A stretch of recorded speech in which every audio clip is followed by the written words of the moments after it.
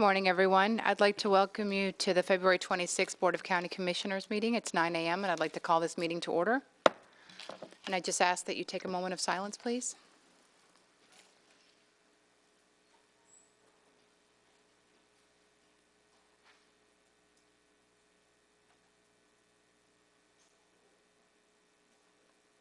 Please stand for the pledge.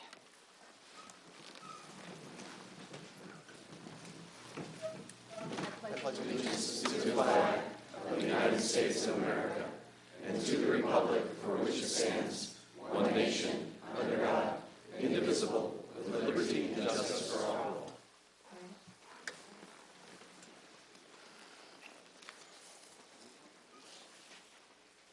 Okay, item D. I need a motion for minutes. Move to approve. Motion by Commissioner Lober, second by Commissioner Pritchett. All those in favor say aye. Aye. Any opposed? Motion passes unanimously. Moving on to resolutions.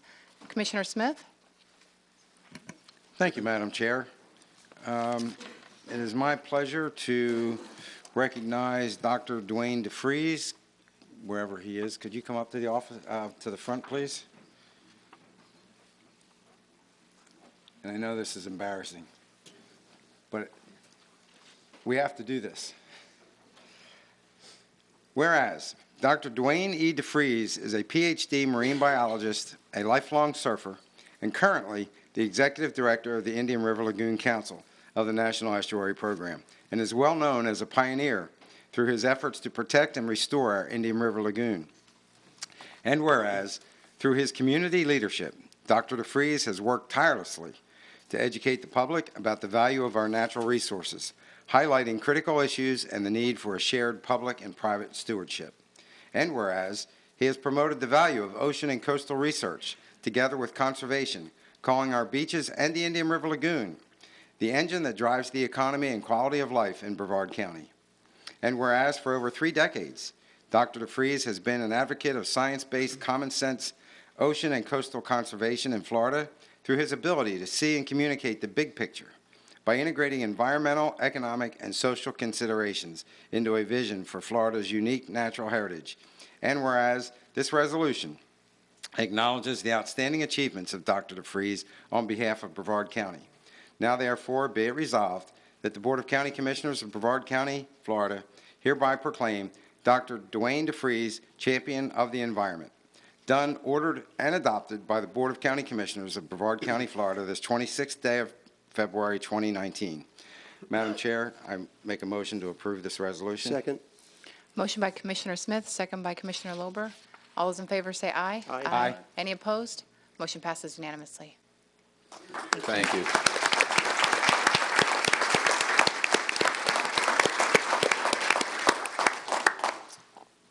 I can tell you that I looked at Eden when I first came in, and I said, you know, it's like 21 years ago I was recognized by this board as your first director of the Environmentally Endangered Lands Program. And I can tell you without, you know, any kind of question in my mind that the 2 proudest moments I've had was then and now. It's been a pleasure to serve you, the Board of County Commissioners, you know, throughout this 40 years, and the citizens of Brevard, and we've been working on the lagoon the whole time. But Eden, I don't know how we got this old so fast. It seems like it went by in a blink. So thank you very much. I accept this on behalf of all of the amazing staff I've had, all the support from citizens, and every board that's been here over the last 40 years. It's a pleasure to serve. Well, it's our pleasure to have you associated with us, and it's our pleasure that you're serving us in such a high capacity. Thank you. Thank you, sir.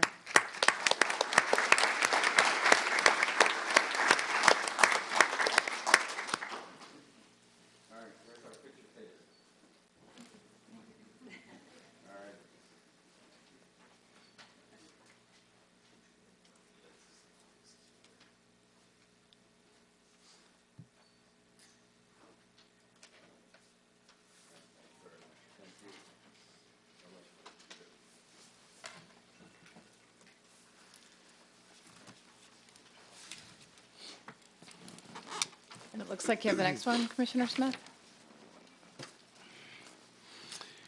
All right. Moving right along.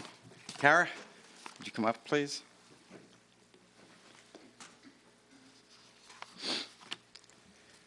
Tara Pagliarini is the Executive Director of Family Promise of Brevard. Whereas, Family Promise of Brevard has teamed up with Lead Brevard for a leadership action project to raise awareness about family homelessness in Brevard County and create a call to action. And whereas the project called You're the Key campaign will kick off at the end of April with the intention of engaging our community to help solve this major social issue. Whereas last school year, 2,907 students, K through 12, were coded as homeless. This number doesn't include children birth through 5, who make up 40% of all children who are homeless. These are children who were living in hotels, motels, doubled up with others who lived in campgrounds, vehicles, shelters, or places not meant for human habitation. This number is up 143% from just 5 years ago. Whereas the number one reason families are homeless is due to the widening gap between income and the cost and availability of affordable housing. It results in homelessness that creeps into every inch of Brevard, into every school, and into each of our municipalities. And whereas this project challenges our community and our leaders to become ambassadors to end family homelessness, Sheriff Ivey asked that we all become ambassadors by 1, taking action, 2, educating yourself, and 3, supporting affordable housing and sufficient resources for homeless services is the key to ending family homelessness.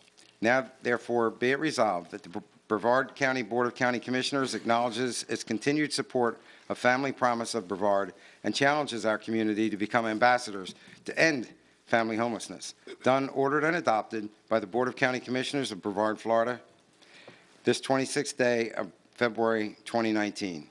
Madam Chair, I make a motion to approve this resolution. Motion by Commissioner Smith. Second by Commissioner Pritchett. All those in favor say aye. Aye. Any opposed? Motion passes unanimously. Thank you.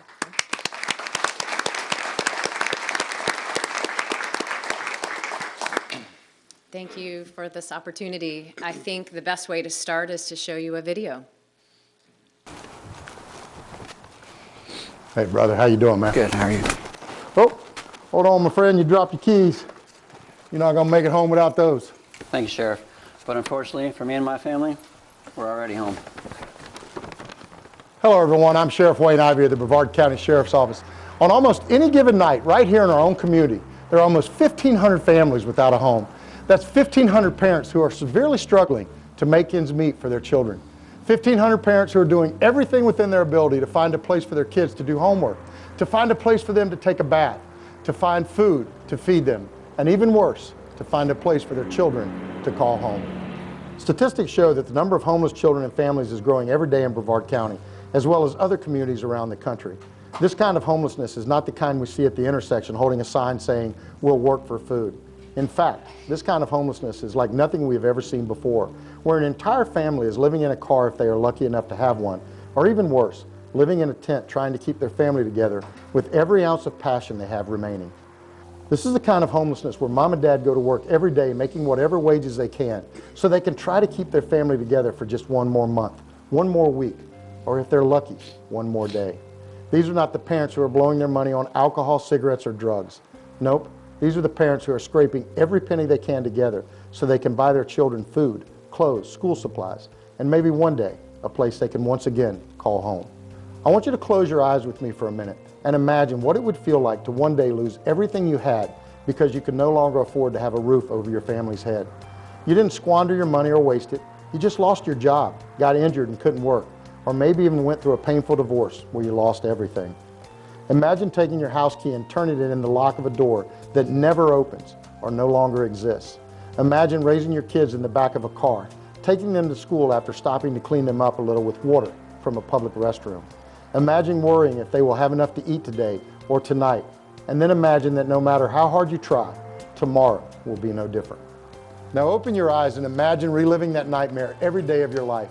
But even worse, imagine being that parent who desperately wants to give their children a place to call home. Folks, this is the kind of homelessness that as a community we can no longer afford to pretend doesn't exist. This is the kind of homelessness that you and I are the key to ending In fact, this is the kind of homelessness that we can all look back on one day and say we stopped. We stopped it because we came together as a community to unlock the pathway of homelessness in our community. You see, I believe we are the key to ending homelessness in our community, and I'm asking you to serve with me as an ambassador so that together we find a solution to end homelessness in Brevard. Together, we can help pave the pathway to jobs and homes for homeless families by helping organizations like Family Promise of Brevard. Family Promise of Brevard is working hard to make sure that every homeless family in Brevard County has a key that will unlock the door to independence, stability, and a brighter future. After all, isn't that exactly what every parent wants for their child?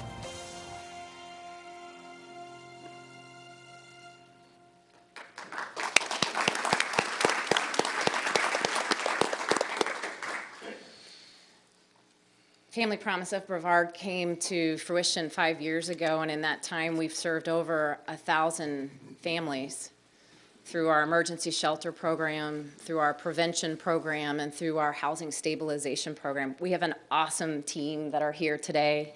We've been working hard. We cannot do it alone. There's other organizations that serve families here. We need the sufficient resources and the political will to end family homelessness in Brevard, and that's the point of this campaign. We need you to step behind us and say it's not acceptable that children are living in vehicles, that children are living in tents and in hotels and motels, and that there is a bus stop at the River Palm. We can do better. So we teamed up with Lead Brevard, the leadership group here in our county, and we said we've got to come up with an awareness campaign, and that is this campaign, the You're the Key campaign. And so we're just really honored to receive the resolution today. We hope that this isn't the end of it, that you don't hear this and that's the end, that you hear this and you say, what more can I do? And that's what we hope for everyone. So we appreciate it. I hope they'll all stand up with us today and take a picture. The kids in the video were my two youngest. They believe that every child deserves a home, and they thought that they could play their part by being in the video and helping other children. So.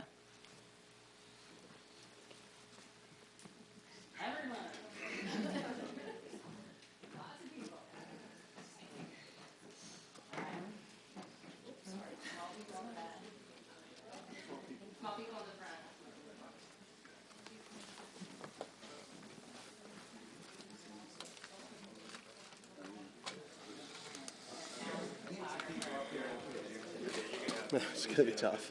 Mm-hmm. That's going to be tough to get them all in frame. Yeah.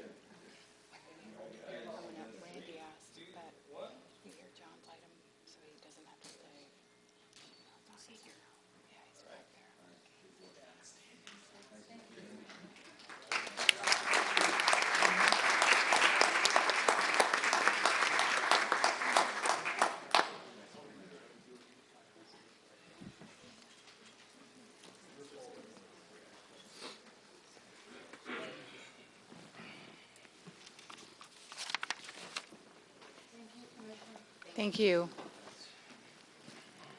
Okay, before we move on to consent, I'd request Representative Fine, obviously he's very busy doing his duties up for us in Tallahassee, so we're going to move Commissioner Tobias, item I-2, before we do consent, without knowing if anybody on commission wants to pull anything. Yeah, we have a presentation. Oh, okay, do you want to do that first? Okay, all right, I guess we're going to do the presentation first. I apologize. Commissioner Smith? Dr. DeFries? It's not often we get folks up here twice in one day. Well, and I get a little nervous when you jump me in front of Representative Fine. I wanted to take this opportunity. First, thank you for the record. I'm Dwayne DeFries. I'm the Executive Director of the IRL Council and the Indian River Lagoon National Estuary Program. What I'd like to do today is just spend a few minutes to introduce you to where we are on the Comprehensive Conservation Management Plan process, give you a sense of how that aligns with the Save Our Indian River Lagoon plan that you'll be discussing later, and to give you a sense of kind of where we're heading as we move forward into the years, and it will be decades in this restoration of the Indian River Lagoon. And I'm looking for the, there we go. And so first and foremost, you need to understand that we are really a different kind of a program. We are a federal program authorized under Section 320 of the Clean Water Act, and we're recognized by the U.S. Congress along with 27 other estuaries as estuaries of national significance. And what's unique about the National Estuary Program, when this was first convened in Congress, they said, how do we do this better? Outside of the regulatory world, how do we convene people and scientists, policymakers and influentials, and actually find a way to do large ecosystem restoration? And as you know, it's a challenging, concept when you try to build by consensus, but it is the best way to do large ecosystem restoration. So we're science-based, we're inclusive, we're community-based. We extend across 5 counties on the lagoon and another 2 in the watershed. And one of the main drivers of the authorization is that we convene a management conference to develop a comprehensive conservation management plan. And that plan becomes kind of the big picture view of where we move forward with our local, state, and federal partners. And this is what we look like in that conference now. We have over 100 volunteers in 3 committees, all meeting under sunshine, a science, technology, engineering, and modeling group of over 23 representatives, 22 research organizations. We're going to double the size of our Citizens Oversight Committee this year to get better representation. Right now we have between 4 and 5 per county. We're going to be bringing that back to council with a number of open slots to double it. And a management board that represents many of the players at all levels, from local government all the way to Kennedy Space Center, who actually manage property, with the IRL Council Board of Directors being the policy board. And they serve very much like you do. Fiduciary oversight, final decisions, making sure we've done proper due diligence on the public funds that we're using. So I applaud you. Your deliberations and discussions with the Save Our Indian River Lagoon plan are exactly where you're supposed to be. That, while ecosystem restoration is complex and there's, a lot of money on the table, if you don't have those tough discussions, you'll never get to where you need to go. So I applaud the fact that each of you are engaged and involved, and we are doing the very same thing at the IRL Council, only at a multiple county level. So we have had plans. Many people say, well, there's no plan. Well, we've had plans going back to 1996. Plans have to change. And when I took charge of the IRL Council back, now it's almost 4 years ago, 3.5 years ago, the idea was that the council was going to change the way we did business to better engage and allow for full local community support, and also to bring that kind of oversight out of the state, federal level down to the local community level and drive it not from the top down, but from the bottom up. And we've been doing that as we move forward. And today I just want to introduce to you the beginning of the beginning, really. So a management plan is just the start. We have a final draft management plan that's been 3 years in the making, but with a concentrated effort within the management conference to build a plan that looks different and that responds to these critical changes that we've seen since 2011 in the Indian River Lagoon. The prior plans, to be honest, we were looking at a lagoon that looked like it was getting better. And now we have a lagoon that is actually past the tipping point. We're concerned about a full regime shift. And so, really active intervention and restoration is the change from when I first started this almost 40 years ago to where we are now. And we're at a critical junction. We have made sure this plan has seen, lots of meetings, lots of public comments. It's still on the website. Anybody who's listening to this, today, feel free to go on the website. We are going to leave this plan, even after it's adopted, in perpetuity in public comment, because it's a plan. It's going to adapt and change as we move forward. So I want to show you what this plan looks like at its very heart. And I think we are at the beginning of seeing an estuary differently. And so we have taken a chapter, and this is the beauty of being in a national estuary program. You don't have to reinvent the wheel. So we looked at all 28, including our own, said which ones work, which ones don't. How do we communicate this complex job we do better? And so we have developed this vital signs wheel with 32 lanes of a highway that all lead to a healthy lagoon.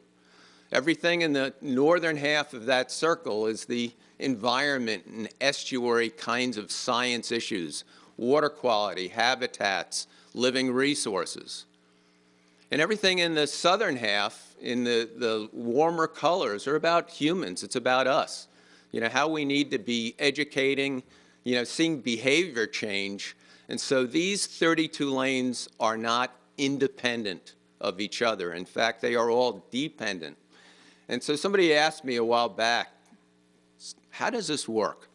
And so I'm going to give you two examples. If I happen to be a citizen, what do I control as a citizen? I can control the fertilizer I use, the pesticides, whether I have sod or native vegetation. I can find a lane in here and say, okay, these are the things that I control, that I have authorization to do at my home or at my business. If I happen to be a federal government agency, and I won't name any, that may be regulating and protecting human health, safety, and welfare with toxicants, maybe I go over to that contaminant and say, well, that's my lane. I have authority and responsibility here. But what I want to showcase is that it's not just that lane. Once we have contaminants, then we have transport mechanisms. So it's surface water, it's groundwater, it's legacy loads. And so each of us, citizen, counties, the 38 cities along the lagoon, all of our industries can look at this wheel, figure out where you can change, make change, solve a problem, or maybe contribute to a solution, and then go do it. That if we all do that at the levels we can, that we will see a healthy lagoon emerge. And this will be very much a community effort. And most important, we need to look at this changing behavior. That, the way we've done things in Florida for the past 100 years is not the way we're going to do it as we move forward and as our population grows. So each one of those vital signs is a chapter in this management plan, and each chapter is structured exactly the same. And I only want to mention two things here. Number one, we tried to drive the actions that we're recommending over the next 10 years based on the best available science. And we did something totally new for a national estuary program. Instead of staying on the outside of the wheel, we brought it to the inside of the wheel, and we said, what do we owe you, the citizens and our partners, as a program? What are the deliverables that we are going to deliver as a program over that next 10 years? And you can see this NEP role here. We know we convene. That's one of our most powerful roles. But we also have opportunities to coordinate, collaborate, and actually conduct some of the things that need to be done at a lagoon-wide level. And you will see in our work plan coming up in the next few months that we will begin to deliver some of those things, like a relook at monitoring and see where our gaps are in monitoring, to really get into the weeds on habitat restoration. We also decided let's go ask everybody we know, including the management conference, where do you think the critical health concerns are with each of those 32? And, normally in an NEP, the EPA likes to see us rank these. What's high importance, medium, and low? That has not worked well, because everything becomes high. and then it becomes irrelevant on how you look at things. And we took a human health standpoint and said, let's go ahead and see, whether you think it's critical condition or serious condition. We felt that what we didn't know was maybe more dangerous than what we do. So the third level is undetermined, where we need work. And let's see where we are stable or improving. And I wanted to show you the first 50. We're going to also leave this up because the hope is as we move forward and progress, we'll see more of those blue colors. What was surprising to me, and actually maybe not surprising, but it made me realize we hit the right 32. And this is a little tough to read, but the first 50 responses, not a single person responded to any large degree, of majority that, we're seeing improvement to a large degree. And you can see in that one category, there's a few that we see, but there's a big variety of how people see condition. And so it was clear, though, on the red, the critical and serious things, that most of this needs work, most of it needs investment. And so the key to this is not, and you're going to have this discussion today, it's not stormwater or wastewater or muck dredging. It's that we need to make really good decisions. And I applaud you for being really detailed and thoughtful in looking at the data-driven decisions that you make on how money gets allocated. But we're going to have to do work in all of these. And the most important thing that I've recognized, which, to be honest, after 40 years, wasn't really clear in my head, is that we are not managing just to the present. And we are not managing this whole lagoon. So our new mission, one lagoon, one community, one voice, will get us there in the big vision. But as you look at these R's, what do we research? What do we remove? We took that playbook from you. You started that with the Save Our Indian River Lagoon, and we thought it was brilliant. Looking at what people can do to take action, we've expanded it from your 4 to 10. But the key is that each of those will be applied differently and in different places. So I'll leave you with this, last couple of thoughts. We will continue to use our modest funding to move shovel-ready turn-dirt projects. But because of our federal authorization and our obligation in order to continue getting federal dollars, we need to be doing science, we need to be doing citizen engagement and education, and that's where we can really be an effective and really powerful partner to the counties and the cities in looking at some of those opportunities. And one area that I'm super excited about is this new technology development. If we can figure out how to do any of this quicker, faster, and better with new technology, then those dollars apply further. And then lastly is that it's not really one lagoon when we implement this. What we need to do in Banana River is going to be slightly different, if not substantially different, than the problems that Martin County is facing when we look at the shocks of Lake Okeechobee discharges, which just started again in the last few days, or Volusia County up in Mosquito Lagoon. And so we will be delivering, these interventions and our use of dollars for interventions differently in different places, which again reiterates it's not or, it's and it's figuring out where to surgically do the work where you get the best return on the dollar.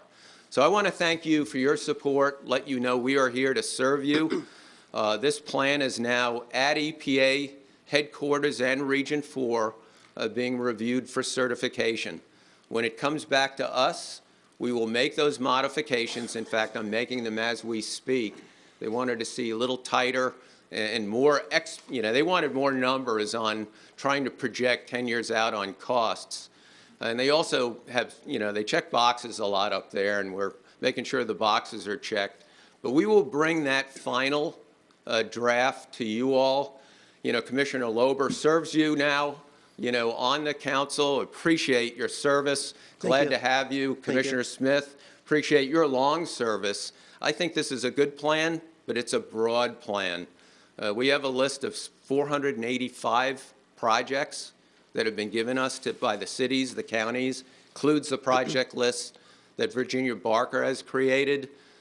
We are going to be at this for quite some time, and this is just a general roadmap to help us all get there.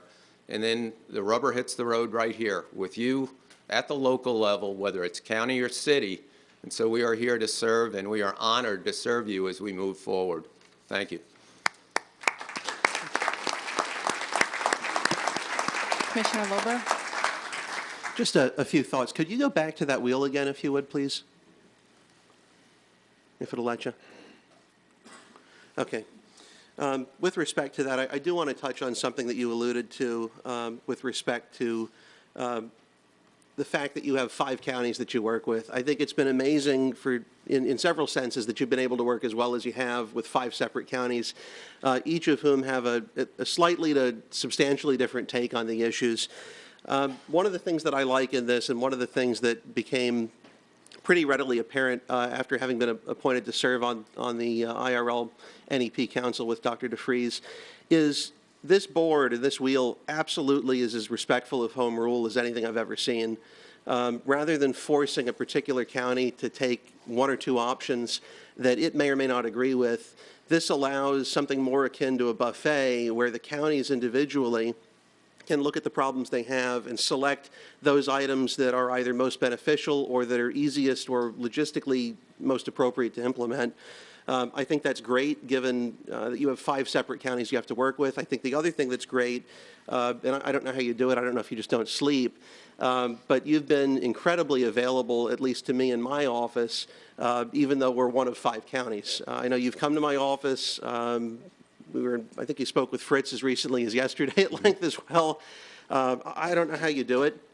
One of the things that I'll point out, and I know that Commissioner Smith is probably well aware of this, but for the other commissioners who haven't had the privilege of serving on the IRL NEP, you make a lot of good contacts there. I can tell you yesterday, one of the folks that I met at the NEP with St. John's River Water Management District was at my office, and we were discussing some concerns pertaining to the lagoon, and I would never have met that individual but for having served on the IRL NEP Council. And it's tremendous. The opportunities that we have in having both state and to a lesser extent federal agency presence there, I don't think that they can be overstated by any means.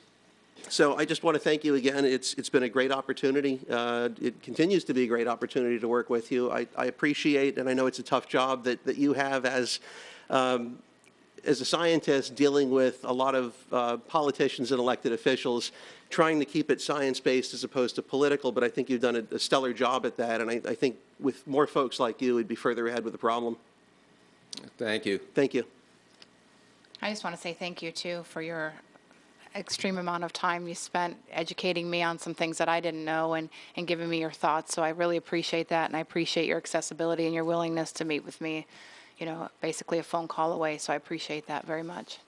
I'm available not only to each of you, but I've been 40 years at this, and I actually wrote the National Estuary Program nomination package for then Governor Martinez, which was the technical document. And so I have been, number one, I didn't want to come back to governmental service.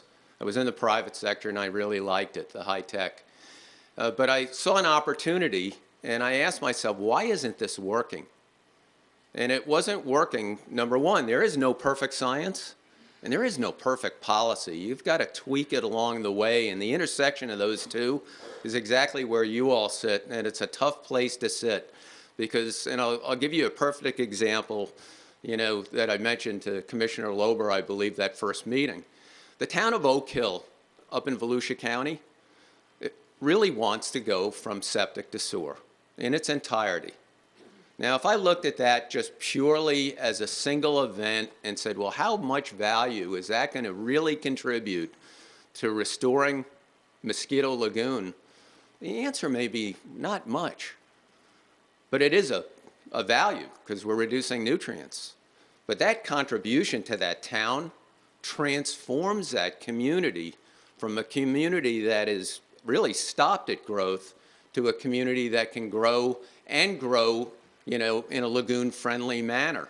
And so it's more than just water quality. It's more than just environment. There's a human and economic context. And yes, it's hard to find the balance sometimes. You're going to discuss it later. But it's worth the work and the conversation and the due diligence that each of you brings to your job in finding that proper path, knowing that, you know, we're going to make mistakes along the way. That's the nature of ecosystem management. In fact, I think Commissioner Tobias, you asked a question at one of the meetings, you know, do we know that, you know, when we spend $400 million that we're going to have a clean lagoon? It was something along, you know, do we know we're going to get there? The answer is no, we don't. But we're absolutely 100% assured that if we don't move forward to do the interventions and the work, that this gets worse. And I think that's what we're all working for. I can't say we'll see a lagoon that looks like 1920. In fact, I know we won't. But we could have one that is vibrant, healthy, supportive of the economy, and an environment that delivers what most people want. You know, and it's not what the scientists tell you. Most people want to be able to fish, to be able to swim safely, and if they get a clam, an oyster, a crab, or a fish, that it's safe to eat. And that's a pretty high bar for me, so that's my high bar. Safe to swim, safe to eat, I think we've got it. Thank you. Commissioner Smith? Yes, I just wanted to chime in and kind of dovetail with Commissioner Lober. I was part of the Indian River Lagoon National Estuary Program when we were charged with coming up with an executive director. And we had 5 really, really, really good applicants. And I think we would have had a winner no matter who we chose. But Dr. DeFries was, from my point of view, somebody that was just head and shoulders above the other 4 that were really, really good. Because, and I've seen this over and over again, he's got such an ability. I mean, he's a scientist. He thinks in facts. But he can convey those facts into policy. And he does it without emotion.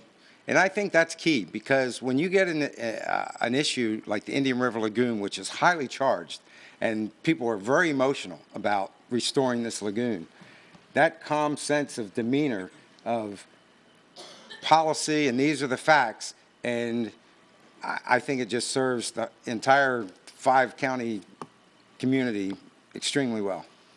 So thank you. Thank you so much. Thank you. I appreciate it.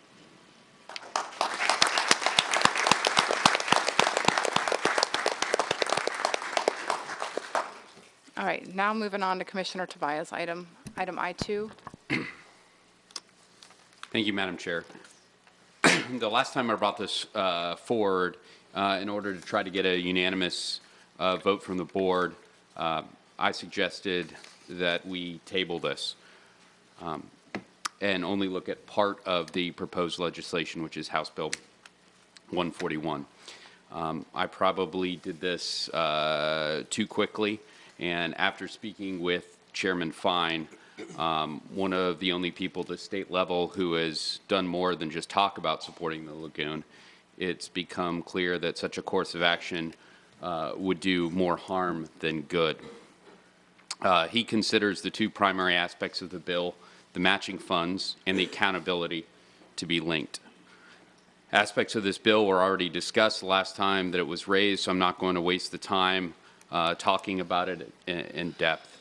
I greatly respect the opinion of other members of this board, whatever they may be, and upon discussion, I'd like to make a motion to approve the resolution as originally proposed, Madam Chair. I'll second for discussion. I have a motion by Commissioner Tobias, second by Commissioner Lober. I also have a card for Representative Randy Fine.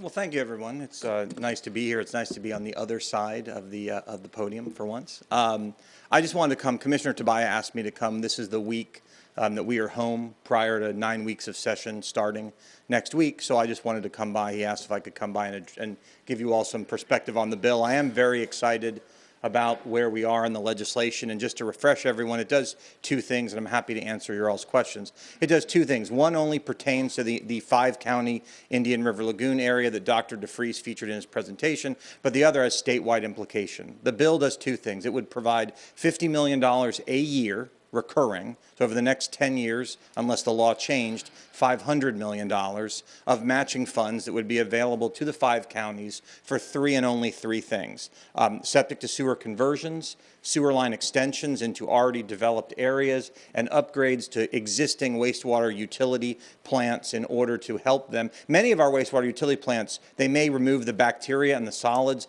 they do not remove the nutrients, and that's a major problem affecting the lagoon. So it would allow for matching funds for those three areas. I'm very excited about this, and well, I'll talk about why this is great for Brevard in a minute. The second thing the bill does is it would create new statewide standards, not new Indian River Lagoon standards, but new statewide standards to require accountability and how people who believe in home rule will run their wastewater systems. We allow local governments to run those, and so there's a responsibility as part of that to maintain them and to make sure that they do not leak, something that we see on a daily basis failing to be the case, not so much here, but across the state. This bill would require, after a spill of wastewater, those problems to be fixed at a cost of $2 per gallon. If a local government refused to fix the problem, they would be charged $1 per gallon as a fine. But again, if they commit to fix the problem, there would be no fines whatsoever. This bill, this has statewide application. In fact, the Senate sponsor of the bill is Senator Joe Gruters, who represents Sarasota.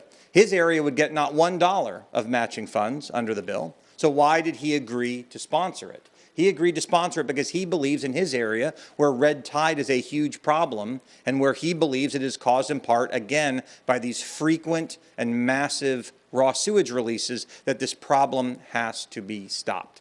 So why is this a great thing for Brevard County? And why is it a great thing especially for you all? Well, I'd say two reasons. First, you all are well positioned to take advantage of the matching funds. Let's say this bill passes and becomes law and $50 million becomes available at the beginning of the next fiscal year, which is in the fall. What other county is positioned to be able to take advantage of that $50 million? No one.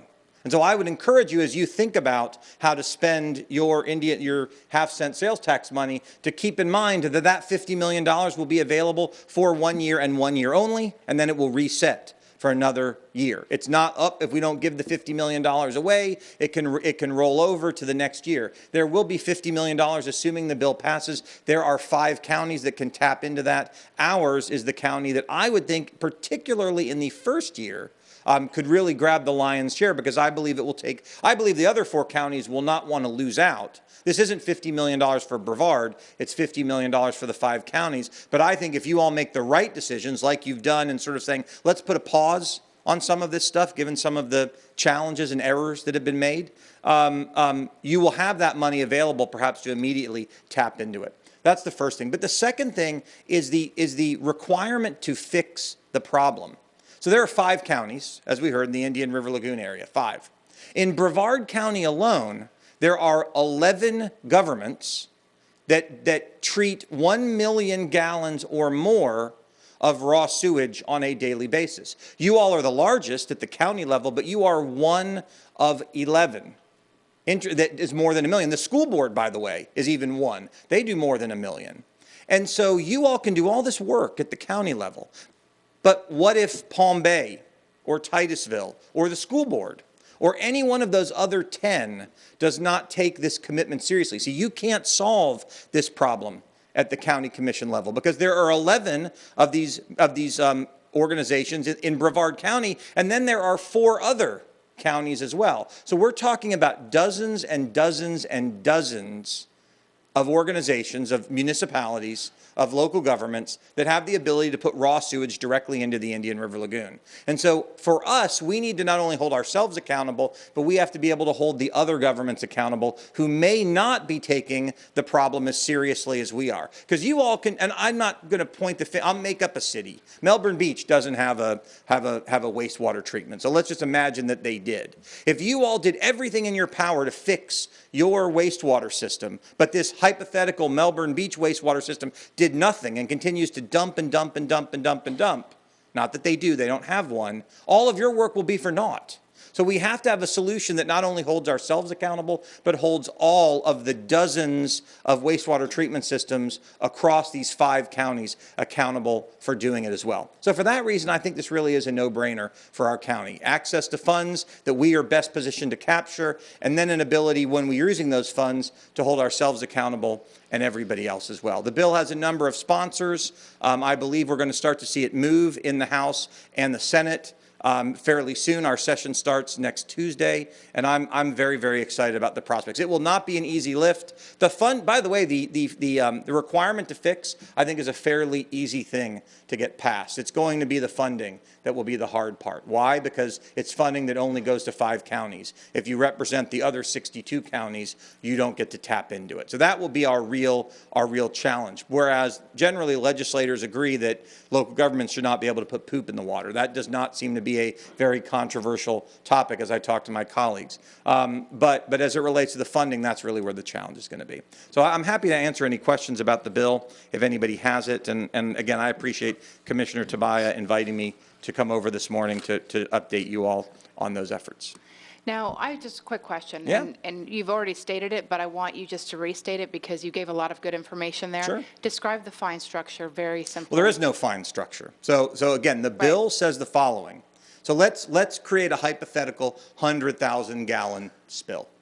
The bill would say you, the local government, have to either commit $200,000 to fix that, and if, by the way, if there's more money left over, other wastewater problems, and if you refuse to take responsibility to fix the problem that happened, then you will pay $100,000 to the state. But I think that's what gets Yes. lost in the Sure. conversation. Now, I know initially that may have not been the case, but I think that this may bring more people on board because that was people's fear, not mine, because I think that we should have that stuff fixed regardless. Sure. But I know that that was a concern that at least people that expressed it to me said, well, how's the county going to afford to pay these fines? And How I said, can we afford not to fix our Agree. wastewater treatment system? I agree with that, but I just- Now, there are no fines, other Right. than the fines that already exist in the law. Right. But there are no incremental fines in the event of a wastewater treatment. So assuming the local government is willing to commit $2 for every gallon spilled to fix that problem, and if there's money left over, other similar problems that might exist in the system.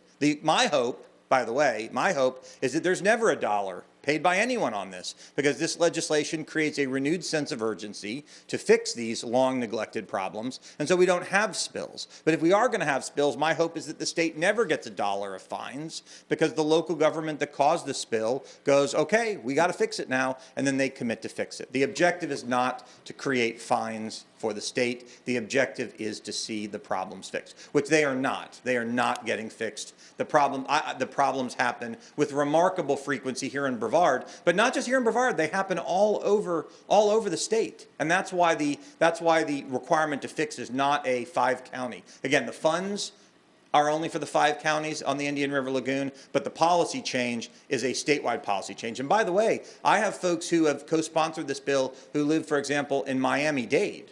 They're not in one of those 5 counties, and they're Democrats. It's a bipartisan.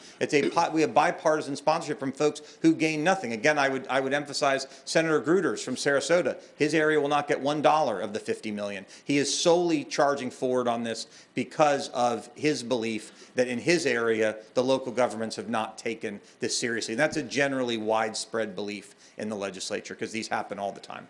Commissioner Lober? A couple of things, if I may, Representative. Sure. I want to dovetail off what our chair just mentioned with respect to the 2 options that municipalities and counties would have in the event of a discharge. I can tell you, my hope is the same as your hope in that we, at least in Brevard County, never pay a dollar to the state as a result of a discharge. I think it's truly a situation of shame on us if we have a discharge and we don't put the money into fixing the infrastructure. However tough it may be to come by that money, I think that is the only way to go unless there is something so outlandishly extenuating that it's not occurred to me at this point. So I'm not at all concerned about the possibility of a $1 fine per gallon. I think that's something that's not going to be realized here, because I believe there is a willingness, at least in Brevard County, with the committee and the commission compromised as it currently is, to spend the money on the infrastructure. I do want to ask you, though, Chairman Fine, with respect to the $50 million in the first-year allocation, you alluded to, and I wanted to give you an opportunity to better explain why you believe Brevard is uniquely situated to take advantage of that money in the first year. Okay, thank you, and thank you for letting me expound on that. You all, well, not you all, the county made a decision to pass a half-cent sales tax. I wish they'd done it differently. I wish it had been done as a trigger tax. It would have made this much easier for me. Because the number one issue, by the way, I run into on this is, well, you guys already taxed yourselves. You don't need money from the state. It's unfortunate that many of the backers of that plan misled the public and said there were matching funds available if that half-cent sales tax was passed. There were not, there are not, there never have been, at least at the state level. But having done that, and assuming we can overcome that strategic mistake, that money becomes available at the beginning of the fiscal year, which starts in the fall. There's $50 million that must be matched dollar for dollar. Now, by the way, it could not only be matched, it's more than accessible just by the 5 county commissions. If the city of Palm Bay comes up with matching funds, or if the city of Titusville comes up with matching funds, it's not exclusively available just at the county level.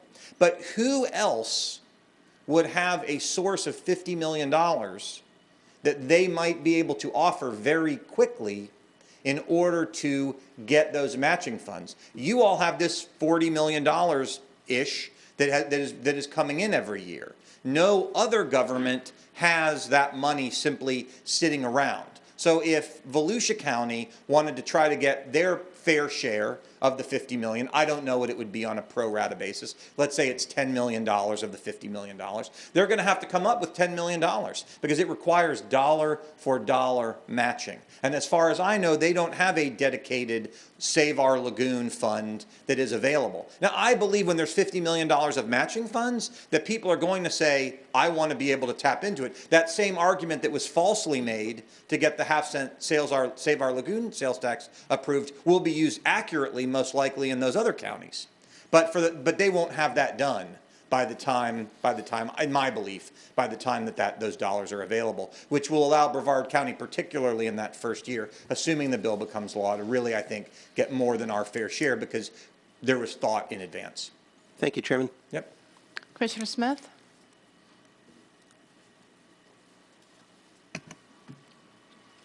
Welcome, Representative Fine. I applaud you for your efforts. I think this is a big step in helping the 5 counties, particularly Brevard County. I would take exception that we, the community, was led to believe we didn't falsely claim anything. I'm not saying you did. No, I'm just saying, yeah. I was on the front lines of that. And we were told by the DEP, the governor's office, and I can't remember who else. I was told personally that if we pass this, not when, if we pass this, we would be getting matching funds. And you agree, whoever told you that misled you. Yes. Right. I mean, like, yeah. I don't know who or what, or I wasn't involved in it, but just so you know, I don't know why anyone said that, because there weren't. Well, there never were. And to your point, you're absolutely correct, because we've been left holding the bag, because that has been repeated to me over and over again. Well, you guys are taking care of your own problem. We have to help these other counties that haven't stepped up to help themselves. Well, that's the exact opposite of what I was told. So that's totally unfortunate. I love the fact that you're spearheading this and you want to do something to help us and the 5 counties. I'm a little concerned, though, with the punitive aspect, because as I mentioned at the last board meeting when this came up, these failures aren't malicious. There has never been, to my knowledge, an effort by any of the communities, including the county, to do something that would cause these breaks, these failures. Now, I can tell you that the county, and the county stepped up in 2013 before I took my place on this board. The county stepped up and created a $139 billion bond issue to repair the system in Satellite Beach that in the 90s was put in, and as I'm getting feedback from that, it was known then that they did it on the cheap. They used cheap PVC, which doesn't hold up. If the sand washes away underneath of it, it bends, it breaks, and you have a problem. But to me, it just seems like it's punitive in nature, and I'm not saying that when you have a break, it shouldn't be fixed, but I think whenever there's going to be a break, they're going to fix it. If there's a valve that fails and it causes a spill, that valve gets replaced. We don't have to punish anybody to do that. So my problem is that if you're going to come up with a fine of $2 a gallon, is that, correct me if I'm wrong, No, well, I'll answer your question when you're done. okay. If it's $1 a gallon and there's a 20 million gallon spill and it's determined that 3 million gallons of that was raw sewage, are they going to be fined $20 million or $3 million? That's number one. Okay. And number two, the ratepayers are the ones that are being punished because they didn't have anything to do with the failure of that system. They didn't have anything to do with the planning of the system. The community that put the system in is going to charge the ratepayers. It's not going to, and where they are going to come up with all of that money, I don't know the answer. I like the idea that you're moving forward with this. I like the idea of what it can do. I'm just not sure about the penalty aspect. So if you would explain that a little bit more, I would be happy. So it's a calculation based on the gallons released. And so if it's a 20 million gallon release, it's based on 20 million gallons. And that's how the calculation would work as the bill is currently constructed. I would challenge the notion that it is punitive. I do not think, if the bill said if you make a spill, you must pay $1 per gallon to the state, that would be punitive, because the 20 million gallons, there's a 20 million fine, it goes to the state. But that is not required. No fines are required to be paid to the state under the bill. There's a requirement that the problem be fixed, and I don't think that is punitive. No one has the right to pollute. Now, you said none of these spills are malicious, and I would also challenge to some degree your statement on that. I believe that every time, and I'm not talking about you all specifically, I believe every time a local government prioritizes non-critical needs over keeping their infrastructure up to date, that is a malicious act that puts us in the situation that we are in today. I will give you the best example, and I believe it largely predates all of you. After the 22 million gallon spill that the county had around the 35 days of Hurricane Irma, it was 3 days of a hurricane everywhere else. It was 35 days of a hurricane for us. But after that 22 million gallon 35-day spill, I had some of the utility folks come into my office. And I was asking them, why did this happen, and that sort of thing. And one of the things they said to me is they said, well, we can find out if the system doesn't work. I said, really? How do you do that? They said, we do smoke testing. You all probably heard about smoke testing. They inject smoke into the system. They look where it comes out. And I said, oh, then you all have a great idea of how severe the problem is. You know, with the 60,000 customers of the Brevard County system, where the issues are. And they said, oh, no, we don't know. I said, why not? They said, well, we haven't been allowed to smoke test. I said, when's the last time we've done smoke testing in Brevard County? They said, well, it's been at least 17 years since any, and by the way, smoke tests aren't that expensive. And I said, why has it not been a priority to do smoke testing? And they sort of looked at me and they said, you know, why do you think? The politicians didn't want to know how bad the problem is. I would argue that's malicious. I would also argue that the excuses that are used when these spills happen. I believe there's some office somewhere in the state of coming up with creative excuses for why there are sewage spills. I've never heard one sewage spill in the time that I've followed this that is, well, we just didn't do our job. There's always a remarkably creative excuse. And my favorite of all of these excuses, because it just shows how ill-informed we are, is when hurricanes happen. Well, there was a hurricane. There was a hurricane, and that's what led our system to overflow. Now, in a well-designed sewage system, and I didn't know any of this a few years ago. My wife says I'm full of it, but now I actually know a little bit about it. I didn't know this a few years ago. In a well-designed sewage treatment system, stormwater and wastewater are kept separately. So when we have a hurricane, it rains a lot, and we have a whole lot of stormwater. And this bill doesn't deal with stormwater runoff. This deals with sewer runoff, or sewer spills. But if you think about during a hurricane, why should the sewage system be overloaded? Well, let's compare during a hurricane to not during a hurricane. This is a topic I've explained to my colleagues, and it's led many of them to have an aha moment. Okay, when we're not having a hurricane, what are we doing in our houses? We're using the bathroom, we're washing the dishes, we're doing the laundry. This is sort of what creates our wastewater at home. What happens during a hurricane? Well, a lot of people leave. So their wastewater creation drops from whatever it was to 0. Let's talk about everybody else who's hunkered down at home.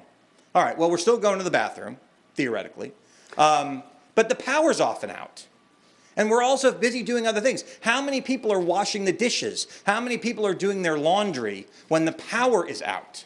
The answer is not many. So our actual creation of wastewater during a hurricane is actually lower than it is almost any other time. So why do we have these discharges during hurricanes? It's because we haven't invested in those systems, and so we have stormwater penetration.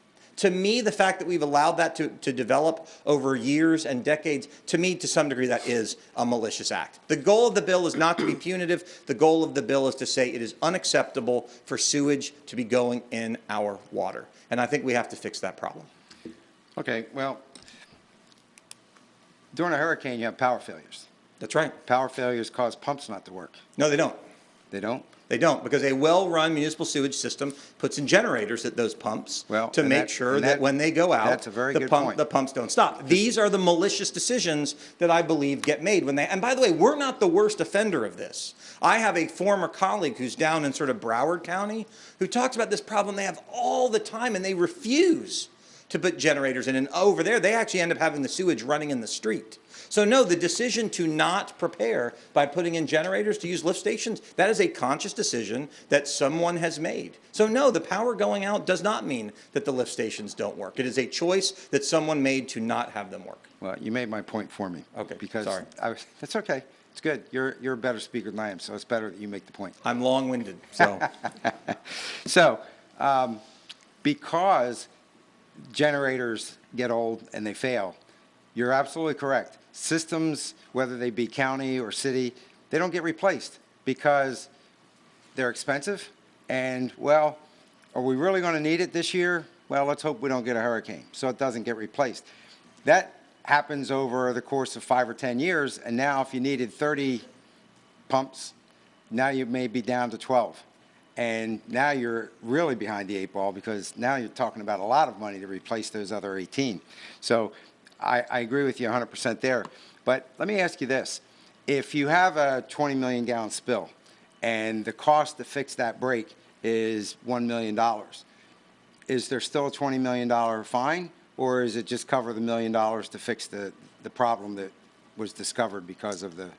That's a great question. So remember, again, there's no fine unless the local government chooses not to fix the problem. In the case of a 20 million gallon spill, it would create a $40 million obligation to fix that problem and other problems. So for example, if it only cost $1 million to fix that issue, there'd be $39 million available to buy generators to make sure that it didn't happen again in the future. The idea here is to change behavior, to stop the putting off, the procrastinating, the hoping for the best that so many of our local governments do. The whole idea is for people to say, if we don't take this seriously, which many of our local governments have not, the consequences will be severe. It is to change the thought process. It is to change the decision making so the kinds of decisions that have been made stop being made.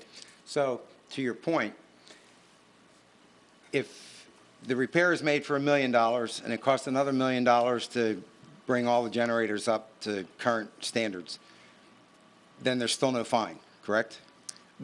Under the bill today, and by the way, I'd be open to changing the bill that says in this hypothetical example, if there's a 20 million gallon spill, which creates a $40 million obligation to fix the system, if there literally are not $40 million worth of necessary fixes to the system, whether it's that spill or others, to just require $40 million for no reason at all, I'm okay with. But the idea is there has to be $2 per gallon of the spill to fix that issue and to upgrade the system so future issues don't happen again. If there's literally nothing more to be done, I don't think that. So let's say in this example, there's a 20 million gallon spill, and my understanding is $40 million would sort of be a drop in the bucket compared to a lot of the deferred maintenance on a lot of these systems. But let's say in this example, there's a 20 million gallon spill. It creates a 40 million gallon obligation to upgrade the system. And there's only $15 million worth of projects. And then there's literally nothing else to do. I wouldn't have a problem amending the bill as it goes through the process that says, once you've done everything there is to do, you can stop. Well, and I like that, but I think the challenge for you is we've already enumerated generators, so we know that's one problem that could be addressed. What are some of the other problems that could be addressed with this that we could fix that aren't outwardly noticeable? Because if we have a break in a line, we know that if we fix the break, we fixed that problem. Right. But you've already mentioned that we also have a problem that we know that we don't have enough generators. Are there any other things that you could put in there to cover that? I'll give you the elephant in the room that I was told by, frankly, your Brevard utility folks. I mentioned it before with the smoke tests. The elephant, and I think you mentioned it as well, or one of you did. I think the elephant in the room is these leaky laterals. So there are, and again, this is my limited understanding of the whole system. There's two kinds of pipes. There's the pipe that goes from your house to the middle of the street, to the big pipe, and then there's all the big pipes. My understanding is in these stormwater intrusions, what happens is all of the pipes that run from people's homes to that big pipe underneath the street, many of them are cracked, they're falling apart, and that sort of thing. And the stormwater intrusion happens when it rains a lot. The water table goes up and the water pours in through all of those cracks. But the other problem is, which people don't like to talk about, is if the stormwater can run in, if the stormwater can go in through all those cracks when the water table goes up, what happens when you flush the toilet? Maybe the stuff goes out through the cracks into the ground. I mean, the cracks work both ways. They're not a one-way street. To fix potentially, and nobody knows. This is the remarkable thing. I think one of the things you all have agreed to do is, and you did it, do some testing in Satellite Beach. But that's a pretty small part of your service area. And again, you're one of 11 service providers in Brevard County. Fixing a lot of those laterals, I think, is going to be a very, very large amount of money. So if you added smoke testing to your after a spill, if you added smoke testing, that would solve that problem. And no. Smoke testing doesn't solve anything. Smoke testing just shows you how severe the problem is. I know, but it does enumerate the fact that, or illuminate the fact that that's a problem. So then those monies could be used to fix those laterals. That's correct. Okay. Manhole covers are another problem. Could be used to fix that. Right. So if those things were in your bill specifically, I think I would feel a lot more comfortable because we would be attacking a real problem instead of just having a blanket. Just like if you're driving along with your taillight out and a cop pulls you over and says, well, your taillight's out, you have to pay a $50 fine. You pay the fine. You don't know where the $50 went. Well, no, let me be clear about how that works. Again, let's use the or the 20 million gallon spill example. That $40 million would be spent by the sewage dumper, by the county or the city. It's not given to the state to spend that money. And the bill as worded today is very specific. You have to fix that problem and you have to upgrade the system. It does not say you can only do X, Y, and Z. So all of the things that you've described, fixing the manhole covers, doing the smoke testing, doing the repairs that are uncovered by the smoke testing, all of those are already allowable in the bill as it's written, assuming the problem that caused this bill in the first place does not require all of the money that is effectively required after the spill. That's already in there. Well, what I'm suggesting, though, is if you don't put those specifics in there, some community can just say, well, we fixed the pipe. So here's what I will do as the bill moves through the process. I will add to the bill, and we do this. This is one of the great things about our process, which is a little different. My bill has to go through, I believe, 6 committees before it gets to the House floor, 3 in the House and 3 in the Senate. And we'll have meetings like this, and my colleagues will make good ideas, and we'll go, that's a good idea. Let's add that to the bill. I will add to the bill, assuming it moves, and as it goes to the stop, saying you can spend the money on including but not limited to, smoke testing, manhole covers, lateral lines, et cetera, et cetera. So I have no issue, because that will just make it clearer, but it still won't exclude anything. And I think that's a good idea, and we can add that to the bill to make it clear that's allowable. So no problem. Thank you, Madam Chair. Commissioner Pritchett? Yeah, thank you, Representative Fine. I apologize. I probably should have come down and talked to you in person. I haven't been down there yet, but I really appreciate you bringing this forward. You really went to bat for us. And you kind of answered a few of my questions that I was struggling with. I'm one of the ones that was struggling with the fine portion of it. I think if you did what you just told Commissioner Smith you would do, and I also had a little heartburn over, like, if there was a big, huge spill and it didn't cost as much to fix it, how you do that, because here's a concern that I have, because it's an enterprise fund. It's really not the ad valorem taxes that does this. And I really believe we have to start raising the rates of users, because we should be on top of this already. I completely agree with you on that. But if there is like a catastrophe right now, I don't know how much that's going to raise the fee on the user if you don't have those limits to fix the problem like you just talked about. Putting a cap on it to where it fixes the problem, and then you don't have like a $40 billion problem that you're trying to move with afterwards. Because, like, let's say if they had this is totally hypothetical and it's ridiculous. Let's say they had All these spills are ridiculous. So. Well, no, your bill's not ridiculous, but I'm going to throw out a ridiculous scenario. Let's say there was a 20 million gallon spill and they found that they could fix it for like $500,000.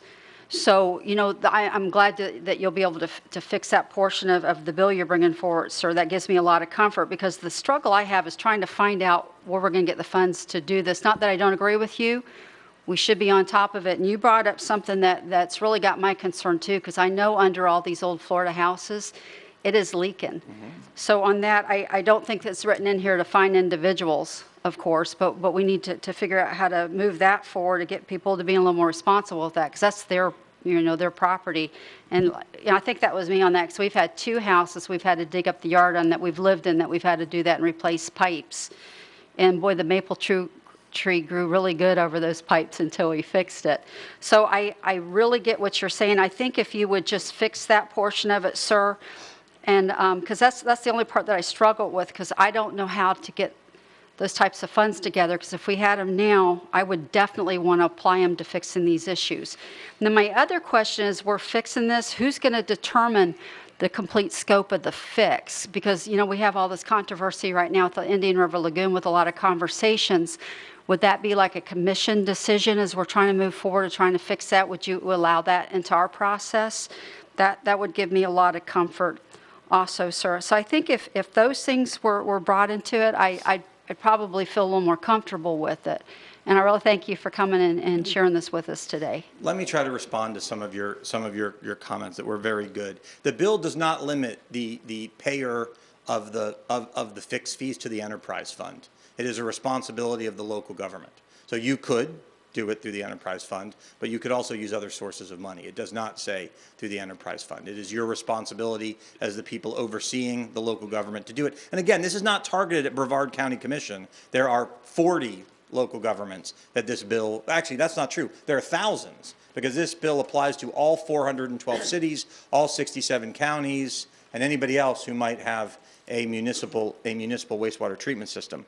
But it doesn't say where you have to get the money from in order to make the required fixes. In your hypothetical example, there was a 20 million gallon spill. It was determined it only cost $500,000 to fix it. The bigger question is, if it was only going to cost $500,000, why wasn't it done? That's the idea we're trying to solve for up front, is to tell people it's going to be pretty expensive if you don't make that $500,000 fix today. But hypothetically, let's say it happens.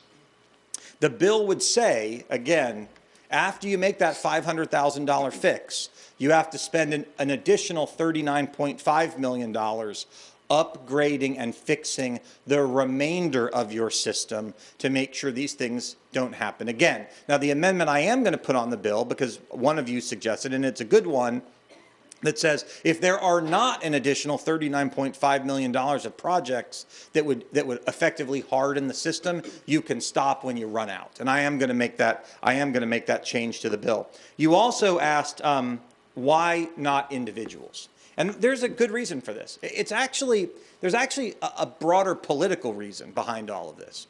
You know, 2 years ago, I ran a bill that dealt with septic systems, you know, and it dealt with something that I thought would be entirely non-controversial. You and I talked about it. I thought no one would object to it, and it was, and Commissioner Smith had the idea as well, you got to get your septic tanks inspected when you sell your house. I thought, who's going to disagree with that? You're getting everything above the ground inspected. Why not get everything below the ground inspected? I thought, no, and this is also being new in politics, everything is controversial. That's what I've learned. But if we could pass a resolution saying we want sunny weather, and there would be someone who likes snow, said, no, no, no, we want snowy weather. I mean, everything's controversial.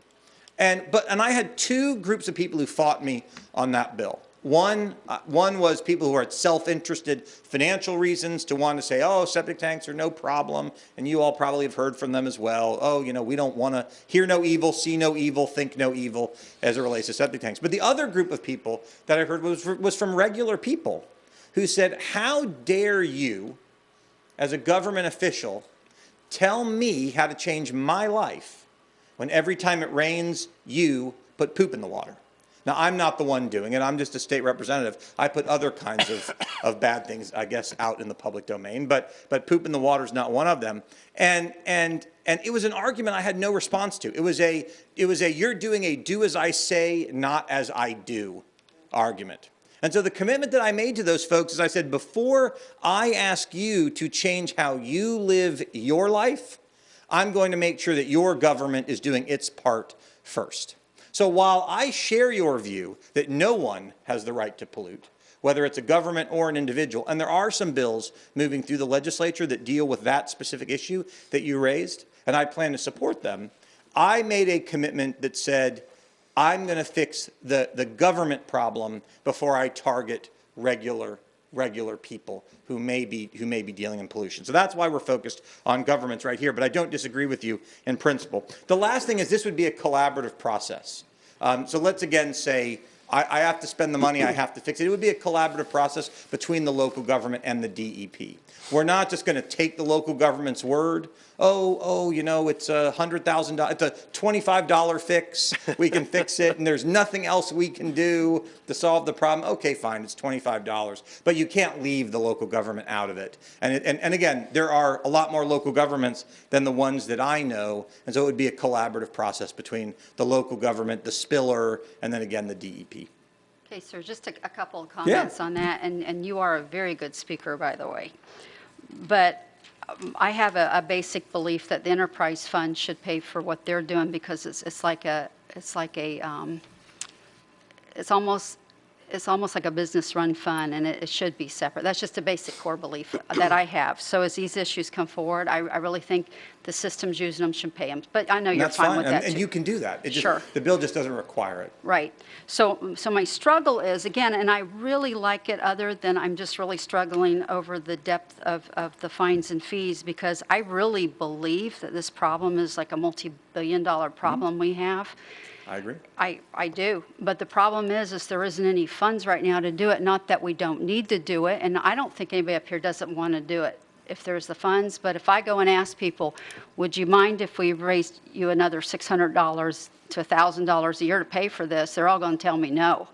So that's the struggle that I'm having, sir. And so I'm trying to figure out how to responsibly do this. I know we need to do it. I just don't know if it can be done all at once. So I would like, and I love this, we had our new director come forward, and he's working for our area. And I like you're saying, I know it's not just us, it's other places you're talking about.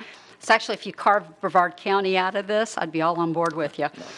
But I think we're working on a plan. He's trying to get at vulnerabilities. And you mentioned the two guys that came to your office that said that we don't want to know. Believe me, we want to know. So anything that's vulnerable. He wasn't talking about you specifically. Okay, good. It was, no. I mean, I frankly, to be clear, he may have just been assuming that, but it had been 17 years where they had not been instructed to go and do a smoke test. And we should be doing that. I think there's some things we need to bring to the surface, and you brought up a lot of good points that I'm going to think through. But again, sir, it's just the enormous amount of those funds and trying to figure out where to get them from this side of it is all I'm struggling with. But other than that, I support everything else you're bringing forward, and I really appreciate what you're doing. But just because of that, I am going to have a hard time supporting this today. Not that I don't want to support it, and I really don't like not supporting something you bring forward because you're doing so well. But that's my only struggle, and I just wanted to say that for the record because I really do respect you, and thank you. I want to address your comment. I understand where you're coming from. I have a question that I don't know the answer to as it relates to you all that maybe one of you can answer for me. There are some local governments, and I don't know, that sweep the enterprise fund and take dollars out of that wastewater enterprise fund for other purposes. Is that something that you all do? I hope not. Okay. There are a lot that do. Yeah. And so, I mean, again, that's part of why you're looking at this bill through the perspective of your own lens. But there are local governments out there that have apparently very nice city halls or police stations or what have you, because they are sweeping, they are taking money out of that enterprise fund for other things. So the notion that they don't have the money, again, for some, remember, this isn't just about you. There's 39 other local governments that all have to contribute to this problem. The last thing I would say on the we don't have funds, and I don't want to bring up sort of old subjects, but it is my personal belief that for the vast majority of local governments that I've observed, there are a lot of things funded that I think are much less important than making sure we're not putting sewage in the water. And I think a big part of this bill is intended to force a reprioritization against some of the silly things that I think local governments often think are more important. And that is part of the purpose. I respect your view, but I think it's very, very important that we have a carrot. By the way, the carrot's only good for the 5 counties.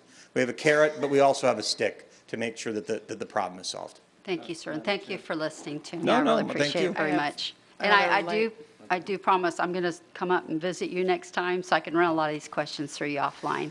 We're there for 60 days starting next Tuesday. So Okay. and I don't get that. I get relatively few visitors because it's, as any of you who've been, I mean, it is about a 10 to 12 hour round trip. So, and we actually have a rule, and people don't often know this, but we have sort of a pecking order of who gets into our offices. Well, you're going to be here in town sometime soon, Well, right? I'll be here this week, but then I'm gone for the next 60 days. Okay, well, I'm going to wait till you're here and not drive up there. Yeah, no, but I'm here this week. But up there, people don't know this, but we have a pecking order.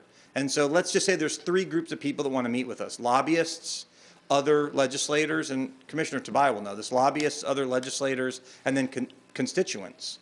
And I will kick out, and all my colleagues do, we all know this, I will kick out another legislator, a legislator more powerful than I am, if someone from Brevard County just shows up without an appointment. So it is not hard to get a meeting with your legislator if you are from, the only exception is if we're not in our offices, obviously. But if people make that 10 to 12 hour drive, I certainly make time for, and not just elected officials, but for anybody who makes the drive up there. So please visit. Commissioner Lober? A few things, and I want to kind of touch on a couple items that my colleagues brought up in the order that they were brought up. First, with respect to the half-cent tax at the time that it was imposed, I'll tell you, I had some consternation with respect to supporting it specifically because it wasn't a trigger tax. And I've got to tell you, I'm very skeptical when you're dealing with promises from people you've not dealt with for years and years in a row. So it was something, and I'm not going to say that it was one particular individual's mistake or several individuals' mistake, but had I crafted that actual text that ended up going on the ballot, I would have had it as a trigger tax. Be that as it may, no good deed goes unpunished. People did what they thought was the right thing, and we are where we are. Now, what Commissioner Smith mentioned as far as I think it was a valve. If the valve breaks, we'll simply replace the valve with or without this particular bill. I think, and if you can agree or disagree with me, that'd be wonderful, that the purpose of the financial aspect of this, apart from the matching funds, so either the fix it or fine it structure, no pun intended, is to incentivize folks to do what they otherwise have demonstrated and proven they will not do.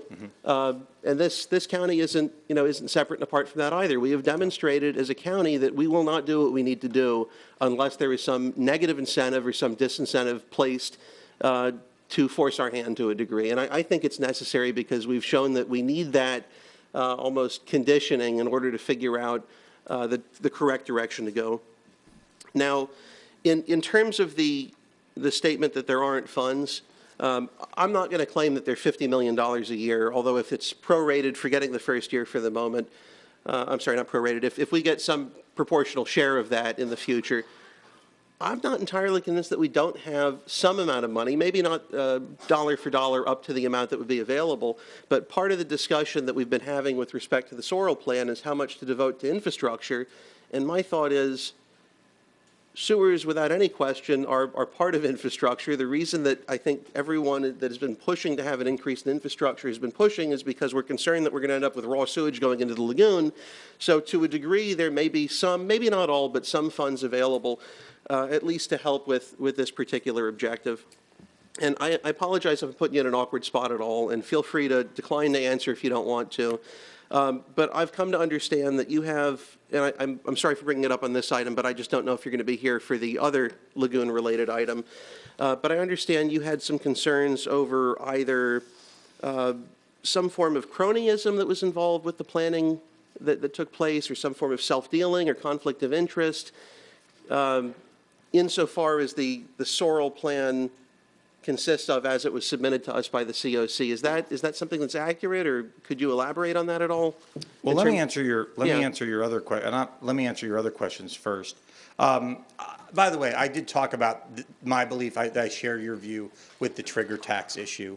I don't know how it got put into the public domain that there were these magical matching funds available if the tax got passed, but that was clearly the public perception. And I will tell you what colored my thinking on this is my first official meeting as a legislator about 2.5 years ago. I was in this room sitting, I think, in Commissioner Tobias' chair. We had our delegation meeting. And the group of folks who advocated for that half-cent sales tax, or some of them, stood up before us, and you can watch it. It's all on video. And you can watch my mouth, my jaw, hit the table when that group stood up and said, look, we told everybody there was a half-cent sales tax, there were matching funds. There never were. Now you need to go get them to make us not look bad. It wasn't you. I mean, it wasn't you, Commissioner Smith. And I couldn't even remember the names of the people. But I was, again, you can watch it. It's all recorded. I was astounded of this public admission in front of the delegation and hundreds of people that at least some of the folks advancing that knew there were no matching funds when they made that push. And it's colored my thinking ever since. In terms of needing the incentive, I agree. I mean, look, the example that I've told ad infinitum, and I'm not going to go into details here, but when that 22 million gallon spill was actually occurring, $14.5 million was spent on certain things that I think most of us would agree were a lot less important than fixing the infrastructure. So the money is there, and this is intended to some degree to change that behavior. I'm not aware of any, as it relates to that half-cent sales tax, I'm not aware of any collusion or any illegal activity. I have concerns with the plan, but they're more policy concerns. I mean, I think, for example, there's probably better uses. I look at everything this way. $1 you spend on one thing is $1 you can't spend on another. That's what guides all my thinking on everything. So when I see $200,000, I'll give you a great example. Last week in Tallahassee, we heard from parents whose kids are getting beaten up, literally special needs kids who are getting beaten up in school, can't get a scholarship, a Hope Scholarship, to get out of that school and get to a school that would actually take care of them. Infuriates me. And part of what infuriates me is I see all the other silly things that sometimes get spent money on. There's money to do those if you prioritize appropriately. My concern is to some degree with a lot of that prioritization. So for example, in a world where we have not smoke tested the 60,000 homes in 17 years, and by the way, it's not that expensive to do all of them, apparently. We've got millions of dollars available for public relations or marketing. I mean, that's not corruption per se, but it's more of a question of is there appropriate prioritization going on? Every dollar should be spent in the highest and best use possible. The idea of just sort of spreading it around so everybody gets a little piece is not how I would do things. But I'm not aware of anything sort of criminal or anything like that goes on in that funding. I appreciate it. No problem. Commissioner Smith? Yes, I just wanted to follow up because, like I said, in principle, I like the idea of the punitive aspect because it gets whoever's attention. What I have a problem with is will it become purely punitive and rub people's face in the mud? Sewage. Sewage. Okay, that's even better. And to make a point or to say, aha, see, we caught these people, you know, because I think that's counterproductive. So that's a concern of mine. But suppose, let's use Brevard County as an example, and Brevard County gets some of your $50 million, and we do a lot of upgrades, and we continue doing smoke testing because we've done a lot of that in Satellite Beach. And we've spent a lot of money replacing pipe in a community, and then we have a hurricane that causes water to flow and move sand around, and it takes the support away from a pipe, and the pipe breaks. Does Brevard County get any credit for all the work that they've done? They couldn't have foreseen that that pipe was going to break. Just like, and I've used this example many times, when what was it, Harvey that hit Houston area a couple of years ago? Houston and the entire amount of counties around it had 100% sewer failures, 100%, because of all the damage that all the water caused. And some of it was caused by, like you said, leakage. But other of it was caused by the fact that there was just an inundation of all that, what did it drop, like 50 inches of rain or something? That's not a foreseeable event. So that's my concern. Do you understand that I don't want to see some bureaucrat saying, okay, well, we're going to rub your nose in the sewage because your system failed? Well, I don't think that's the objective. You should know. I know it's not the objective. You should know. That's a byproduct that Sure. I'm concerned about. You should know that I'm personally very skeptical of the. I mean, we seem to have like 100-year rain, you know, every couple of months, and so I have yet to. I've taken the step of I publicize. It's one of the things I think I have contributed to this is raise awareness of the frequency with which these spills occur, and so I put them up. I mean, they're not all county commission. Again, there are 11 governments that do it. Patrick Air Force Base did one, and some general called me, asked me to take it down. We don't want people to know. And I have yet to have in any of these spills someone say, you know what? If only we had spent the right money to maintain our infrastructure, this wouldn't have happened. Every single one is unforeseen, act of God. I mean, you know, it's this. There's a. It's not my fault excuse for all of them. So when it's never, look, I deal with this with my kids. You know, when it's never ever, you know, their fault, you go, all right, I'm going to stop taking it seriously. That's my issue. If that excuse was trotted out 1 out of every 10 of these times, it might have some credibility, but because it's always an act of God. You know, God shows up an awful lot with these sewage spills.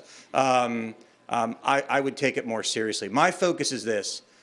We owe it to the people of Brevard County. We owe it to the people of the Indian River Lagoon. And frankly, we owe it to the people of Florida to stop doing this. This is not about you all. This is not about the county commission. This is not just about Brevard County. This is a 67 county problem, and we're killing the golden goose if we don't stop it. And my objective here is to create some incentive changes in order to get people to do some things, as Commissioner Lober talked about, they have been loath to do. And I'm not targeting U5 in general. I'm just here because Commissioner Tobias asked me. I mean, we heard some horror stories from one of my Democrat colleagues about something that happened in the Tampa Bay. Like, you know, they had some massive spill not too long ago. It's happening everywhere. And we have to stop it, not only for the Indian River Lagoon, not only for Brevard County, but we have to stop it for the state of Florida. Because if we don't, it's going to get bad. And I believe this will arc that curve and get people to think about it. Could it cause some pain? Absolutely. But if there's not a carrot and a stick, you usually don't change behavior. My goal is to change the thought process of local governments in their prioritization of wastewater infrastructure. That is my goal with the requirement to fix spills. Well, and I agree with you. It is an out of sight, out of mind. You can't see the pipes. We don't know that they're leaking. We don't know that they're backing up because we haven't had a heavy rain event. And so I agree with you there. My concern, like I said, is I just don't want to put the power of some punishment into the hands of a politician or a bureaucrat that just wants to make a point. It's not punishment. It's a mathematical formula that says there's no judgment in this. It's not punishment. It's just saying you've got to fix, not you all, the local governments responsible for these sewage systems have to stop dumping sewage in the water. No one has a right to pollute, and I believe that this is a way. I respect that some people don't want us to arc that curve to create those incentives. I respect that. But to me, I owe it to my constituents. I owe it to the state of Florida. People get so angry about this. We've got to solve this problem. Because the scientists disagree, by the way, on a lot of the we just need to cut another inlet. Oh, we need to shoot the manatees, I have some people say to me. I'm not saying I believe that, but I mean, you hear all these different ideas for why this happens. What no one disagrees with is that putting poop in the water is helping. So I think that we need to solve that problem while a lot of this other science gets sorted out. Okay, well, getting back to my original question, though, proactive versus reactive. So if Brevard County, XYZ County, take Brevard County out of it. If XYZ County has received part of this $50 million and they've done an awful lot of upgrades and they've replaced manhole covers and they've done smoke tests and there's a storm that does cause poop in the lagoon, is there some provision for the fact that these guys have really busted their butt and maybe this was something that wasn't foreseeable? But again, like you're saying, it's really not punitive. It's just making sure that the problem gets fixed, correct? Yeah, I mean, I can think about that, but again, my hope is that this never happens. I would clarify, just so you all understand, the $50 million cannot be used for maintenance. That is a core function of local government. It is for improvement. It is septic to sewer, where there's not that possibility. It's sewer line extensions to neighborhoods that are already built and don't have sewers. South Beaches, for example, where I represent, would be one such example. There are many around the county. And then upgrading existing wastewater treatment plants. But this $50 million is not available for that core function of local government to maintain the system. These are for actual system improvements. Those are the three purposes of the $50 million could be spent on. But I'm open to thinking about, if you've proven that you're a good actor, can there be some thought process? I'll give that idea some thought. Well, I want to say that while I have some reservations and I've voiced them, I do support what you're doing and I will support this because I know that it still has to go through committee and it has to be tweaked in many different ways. And so I will support this. Maybe the fines will be $10 a gallon by the time we're done. I'm kidding. You do that, you have mine Yeah, too. no, I'm kidding. I have no intention of changing the financial incentives in the bill. Commissioner Lober? I want to destroy one of your arguments as lovingly as I can. Good luck. Insofar as your comment that no local government or no elected official has said, we've screwed up, this is our fault, it was something, I guess essentially, it was unforeseeable, it's not us. I'll tell you, the county screwed up. We had a leak last week, and when I last looked, it was only in the hundreds of gallons, but it was raw sewage, came out from a county system, not a municipality, and went right into a storm drain. I don't think it's utilities' fault, because I believe utilities in that department operates with the budget that they have, and they have to make the best use of the funds that are available to them. But I believe that historically, the system has not been prioritized where it needs to be. And just real quickly, very short abbreviated story. I was corresponding with one of the folks who's sitting here. I'm not going to call her out in blue. Could be many, one of many.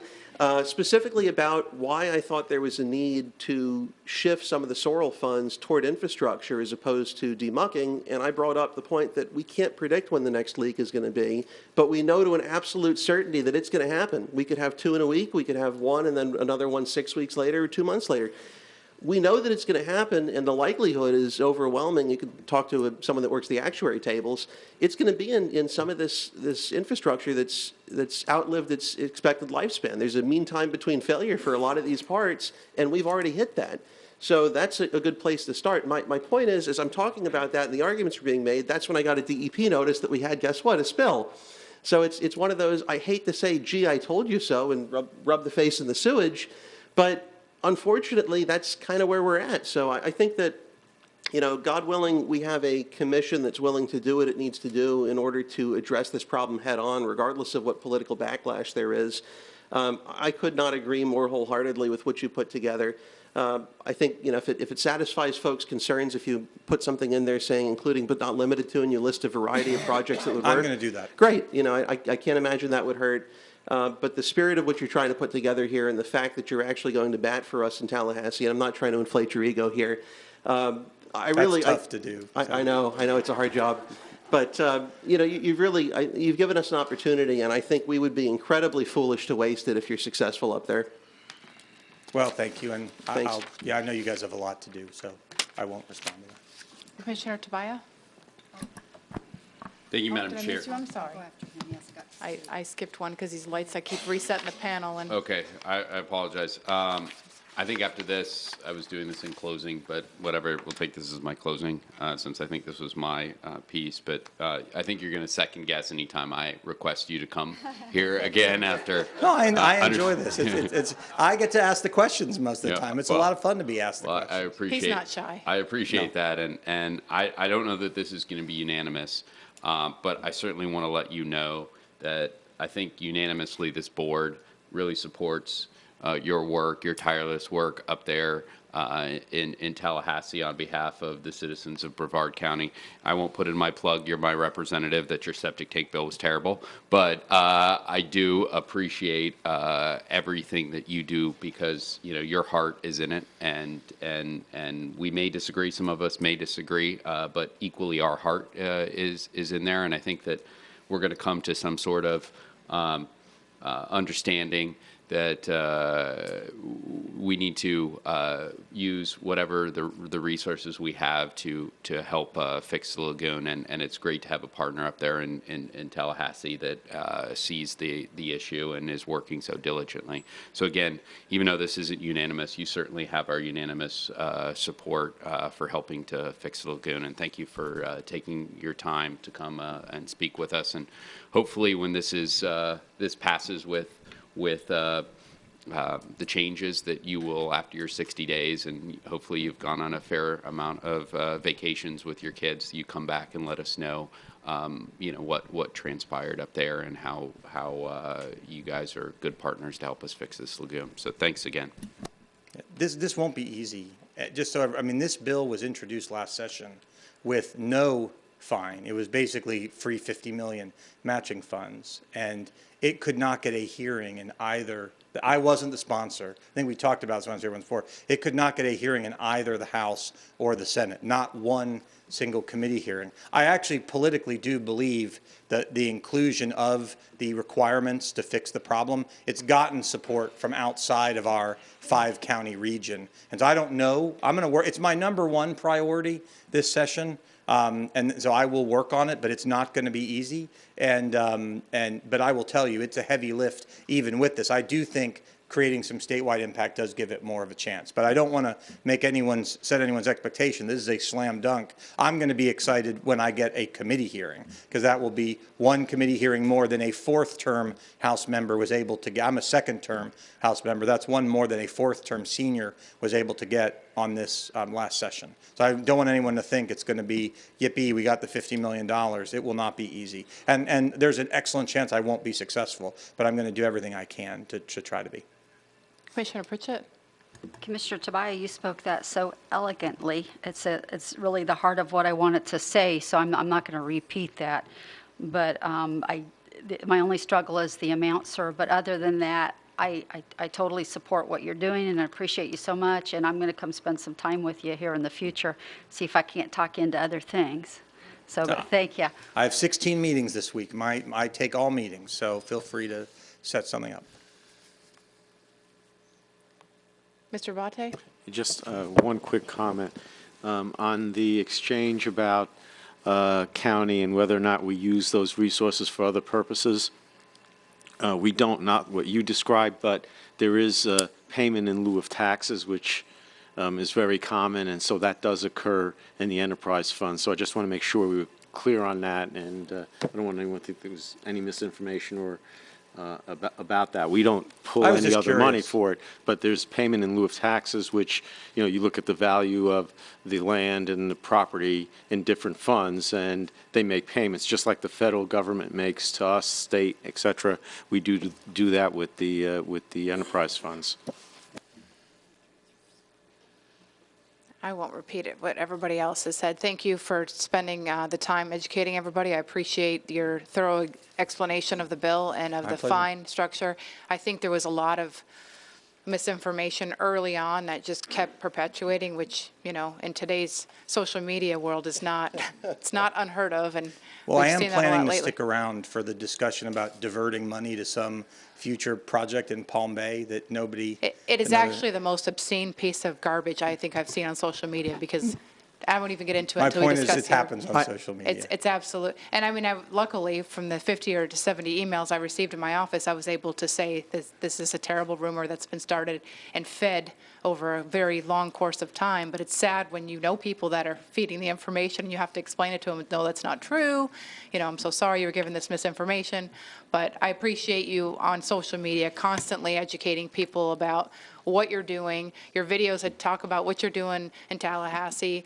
You know, the engagement is great. I Thank mean, I really appreciate it. I'm glad. I've never seen a representative quite this active, and it's kind of exciting to watch. But Some of you probably wish I did have another job other than being a state representative. hey, you know, I think it's, you know, if you agree with somebody all the time, then, you know, there'd be nothing to talk about, right? Mm-hmm. But I appreciate what you're doing. I like this bill. I think it does hold us accountable, because all 5 of us may be on board, or 3 of us, or 4 of us may be on board to do X, but this sort of commits other commissions in the future to do it, because what we may decide today may get undone in 2 years. This can't be undone, and it forces the hand of this government to do the infrastructure that should have been done from many years ago. So I appreciate what you're doing, and I'm going to support it. And I have one more speaker card if nobody has any more questions for Thank Representative. you, guys. I'll stay till you're done, but I'll get out of the way.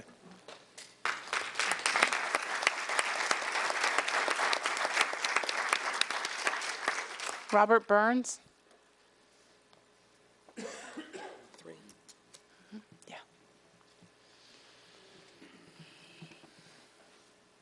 Robert Burns, 5829 Dusky Wing Drive here in Viera. Good morning. I hadn't planned on speaking on this, so I typed notes as he spoke, so it may be a little scattered, so forgive me. I'm just going to read from my notes. These were a few questions I had for Representative Fine. When I read the bill, it references the Indian River Lagoon South project. I wanted to know, where does that geographically begin and end? And does tax or does money from Brevard County go to that project before it comes back up to Brevard County? The second thing is, why is there an option to pay a fine at half the price over fixing the problem? If the goal of the bill is to fix the problem, then why are we giving an option to simply pay a fine? If the purpose of the fine is to be a deterrent, shouldn't it be higher than the fix? I think that we have it backwards. It should be $2 for the fine and $1 for the fix, or 2 and 4. But I think the fine, if the fine is to be a deterrent, it should be higher than the fix. I put, how does the bill allow for natural disasters? I think it's easy to say to build a plant that can handle anything, such as a Category 5 hurricane, but where does that money come from?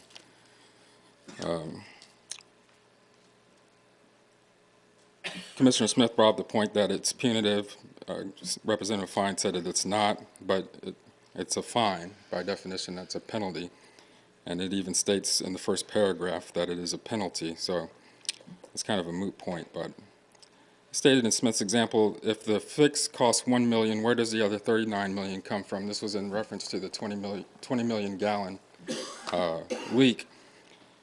And is there a timeline required to make those repairs? For example, if something happens while you're making that $1 million repair and you have another 20 million gallon leak, are you now obligated twice for the same root cause of that problem? So, for example, if we have back-to-back hurricanes, we have a leak that was caused by Hurricane A, and now you're fixing that $20 million problem, but here comes Hurricane B before you've had an opportunity to finish that, and there's another leak. Are you going to be fined twice for that? I don't think it talks about that in the bill. Then something else that kind of stood out to me. He said that no one has the right to pollute, and I think that's disingenuous. No one has the right to pollute, but we all do. We all polluted driving our cars here, except for those of us who can't afford a Tesla. So pollution happens, but I would say anyone that's doing it is not doing it because they feel it's their right. And finally, I would make the point was I don't understand the motion to support a bill that still has to go through 6 committees and may look very different than it does today, as it's already changed from the comments from today, and I anticipate that it will change more in the future. So I don't understand the purpose at this time of supporting the bill. I think we all support the premise of the bill, but I would like to see the things that were brought up today changed, as well as what may come from changes in the committee later. Thank you. Thanks.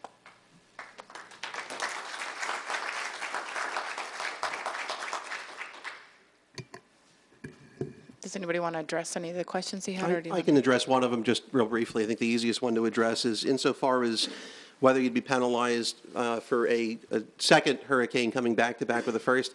It's irrelevant whether the leak or leaks come from 1, 10, 0, half of a hurricane. It's based on the number of gallons of effluent that are released, not by the number of storms that cause the releases. So it's irrelevant insofar as the bill is composed, whether it comes from 1 storm, 2 storms, or 3.5 storms, whatever the case may be. It's purely based on a gallon calculation.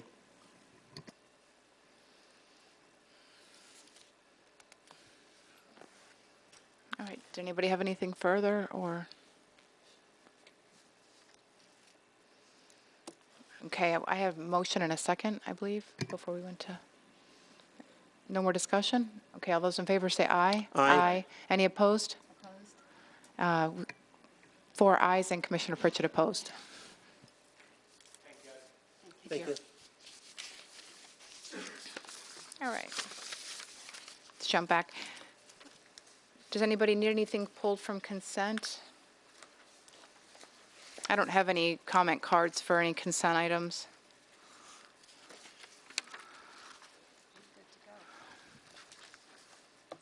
Okay, I just wanted to ask for consideration. I have that Space Command letter where we request that the Space Command Operations Center be brought here to Brevard County. You know, I know it may seem like a feel-good item, but I believe it's very important that we show our support and be one of the first that I know of municipalities or counties that would be reaching out to ask for it in our area. I just wanted to get Commission's nod that we go ahead and forward this also to our federal legislators, Congressman Posey, Senator Rubio, Senator Mayfield. Okay. I just wanted to say it's a really I mean, good Senator letter. Scott. Great letter. Okay. Really good. Okay, Commissioner Smith? Yeah, I just wanted to reiterate and encourage you and thank you for the letter. I think it was outstanding. And I want to point out that I am going to Washington, D.C. in 2 weeks, and that's one of the things that I will be taking up there. I will be in the Pentagon. I will be speaking with leaders in the Air Force, some generals, and I believe the assistant to the Secretary of the Air Force is on our schedule. So I will be taking our thoughts and concerns and trying to promote that idea up there. I'm really excited. I mean, it may be a long shot, but I think we've got the workforce, we've got the space, and it's us. I mean, we're a great county, and I think. And by being there, that gives us the opportunity to encourage them. And they, believe me, I've been there before, and I would hope that in the future you guys will make the effort to go there also, because it's very strenuous because it's constant meetings, but you're seeing an awful lot of important people, and options like this, we can bring it to the forefront, and it has an influence. It really does. Yeah, and as the chair, it's a little bit difficult, so I was glad that you were going because my schedule's a little busy. I'm sure it is. All righty. So no one wants anything pulled? Then I'll entertain a motion to approve consent. Make a motion to approve consent. Motion by Commissioner Pritchett, second by Commissioner Smith. All those in favor say aye. Aye. Any opposed? Motion passes unanimously. All right, moving on to public comments. I have 3 public comments. Alex Greenwood, and after Alex, we'll have Charles Tovey. 3.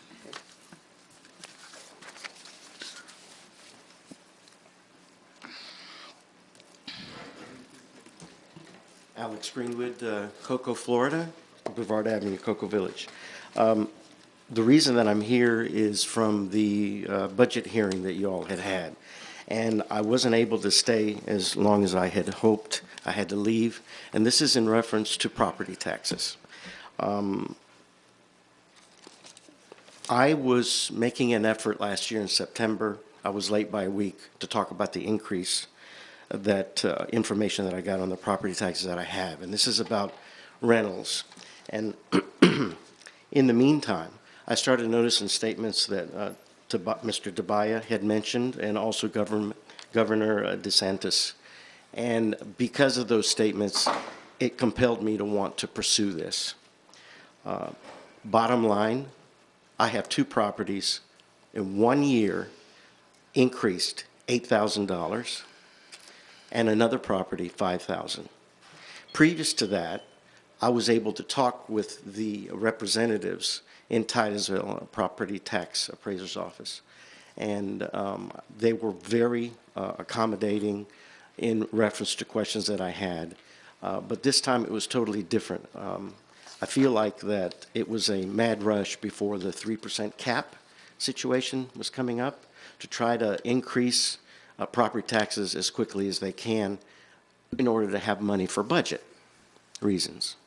And the reason that I decided to come here is because I plan on, to mention it to everyone, I plan on going to the next meeting in September of this year for the same subject. Governor DeSantis and Mr. Tabia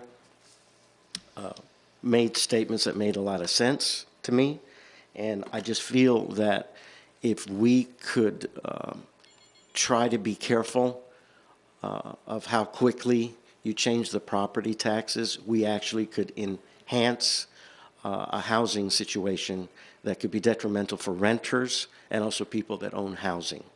And one thing that was stated that supports that is Governor DeSantis said raising property taxes will drive up rents and housing will not sell. That is absolutely true. Using these two properties as an example that I just brought up, they would become foreclosable like the way they were when I bought them. And that is one example there. It was also supportive by Mr. Tabia about the rising property taxes above the mandated 3% cap rate would be something that's cost prohibitive for people like myself.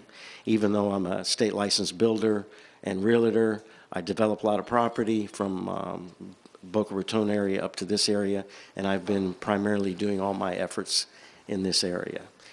If this continues, some of the people that I rent to, which are Okay, you're affordable. 3 minutes. I'm so sorry. Oh.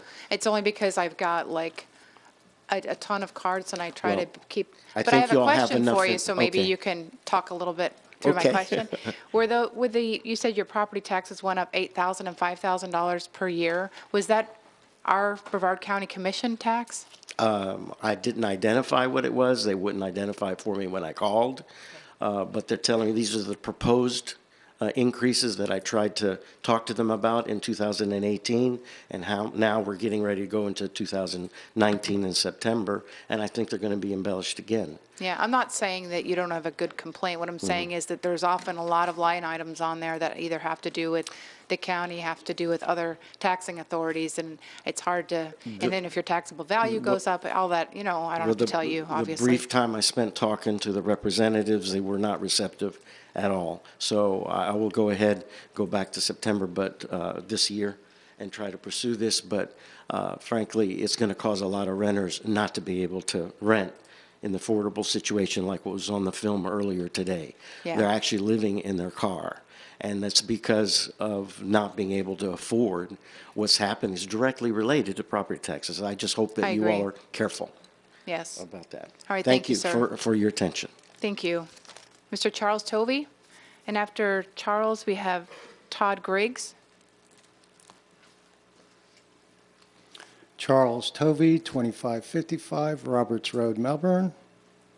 I have some expression that I wanted to express towards Commissioner Lober, and hope you had a wonderful Valentine's, and excuse me for being late. And I forgot everything I was going to say the last time. I was sitting over there sulking because of things, but it's just the way it goes. And I wanted to say about the muck, and the man mentioned about the algae bloom, but the marine life, just as the algae bloom, they sense toxicity in the at the lagoon, and they don't go. They can sense it, so they stay away from it. And one of the places I cleaned, it was 4 feet in muck, and this is where the snook migrate and spawn in a lot of the areas. And to that point, I have a soil test so you guys can see, and it will work aquatically as well, and I'll show you. I can take the nutrients out. People can make money doing it. It's safe. It's very, very low exertion. And also about that graph, the pie chart, and all the other things combined on that pie chart, what I feel, what I do is equal and above, and changes everything. And I'll show you. There was a time when the lagoon was good, started to recover, and that was when I was working, and I've been refrained from working so everybody else gets their chance. But now, since nobody's doing it, I'll go back to doing it, and I want to get a PowerPoint presentation maybe the next time, because I stood to get a map all day, and I got the map, but it's no good. And I would wager everything I have left of my life, which is this, and I'm not going to wager this. But what good is it a man to gain the world if he loses his soul?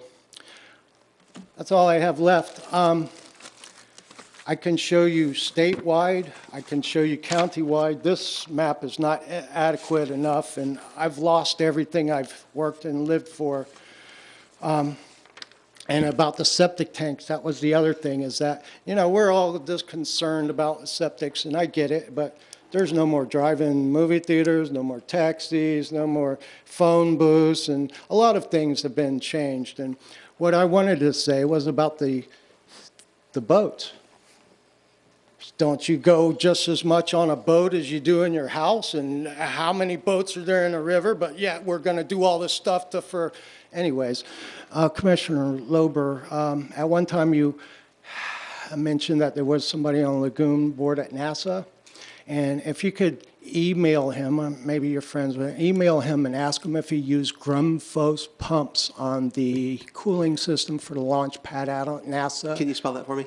Grumfos. So anyways, out at NASA, they have the same problems there, and I want to go up there and do the same things. And again, I'll reiterate it's very profound, and the results are there, and it's immediate because I've changed the environment, just like farming or anywhere else. And although I'm not accredited with be a scholar, I do have a PhD. I have several PhDs. Going to get another one down. I found one at a reasonable price, post-hole diggers.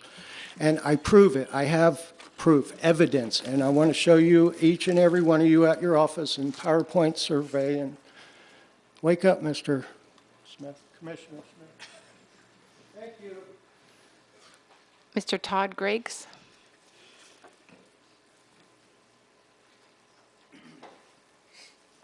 Good morning, Commissioners. My name is Todd Griggs. I live in Melbourne City, Beachside, and I came in for one subject. I listened to all this stuff about wastewater treatment, so I'd like to extend, maybe talk about my expertise and give you some of my comments on that. But the main reason why I'm here today is the fact that I appeared over 3.5 years ago to the Grant Valeri Airport, put my name on a waiting list. I was less than 80 on the list at that time. They started recently building hangars, so I went back down to check where my status was on the list, and apparently my name has been removed from the list. So it's pretty upsetting. Number one, there's no transparency there. There's no confirmation emails. There's nothing to substantiate where my position was on the list. I had to re-put myself on the list. I'm now at 187. And I find that very upsetting that there isn't any transparencies. It's subject to corruption, the good old boy syndrome, pay and get higher on the list kind of thing. So that is not exactly the way to do business in my mind. So that's I'm registering a complaint today on that. Do you have anything at all? No. I mean, I'm not saying that's They don't offer anything. your responsibility, but I'm saying...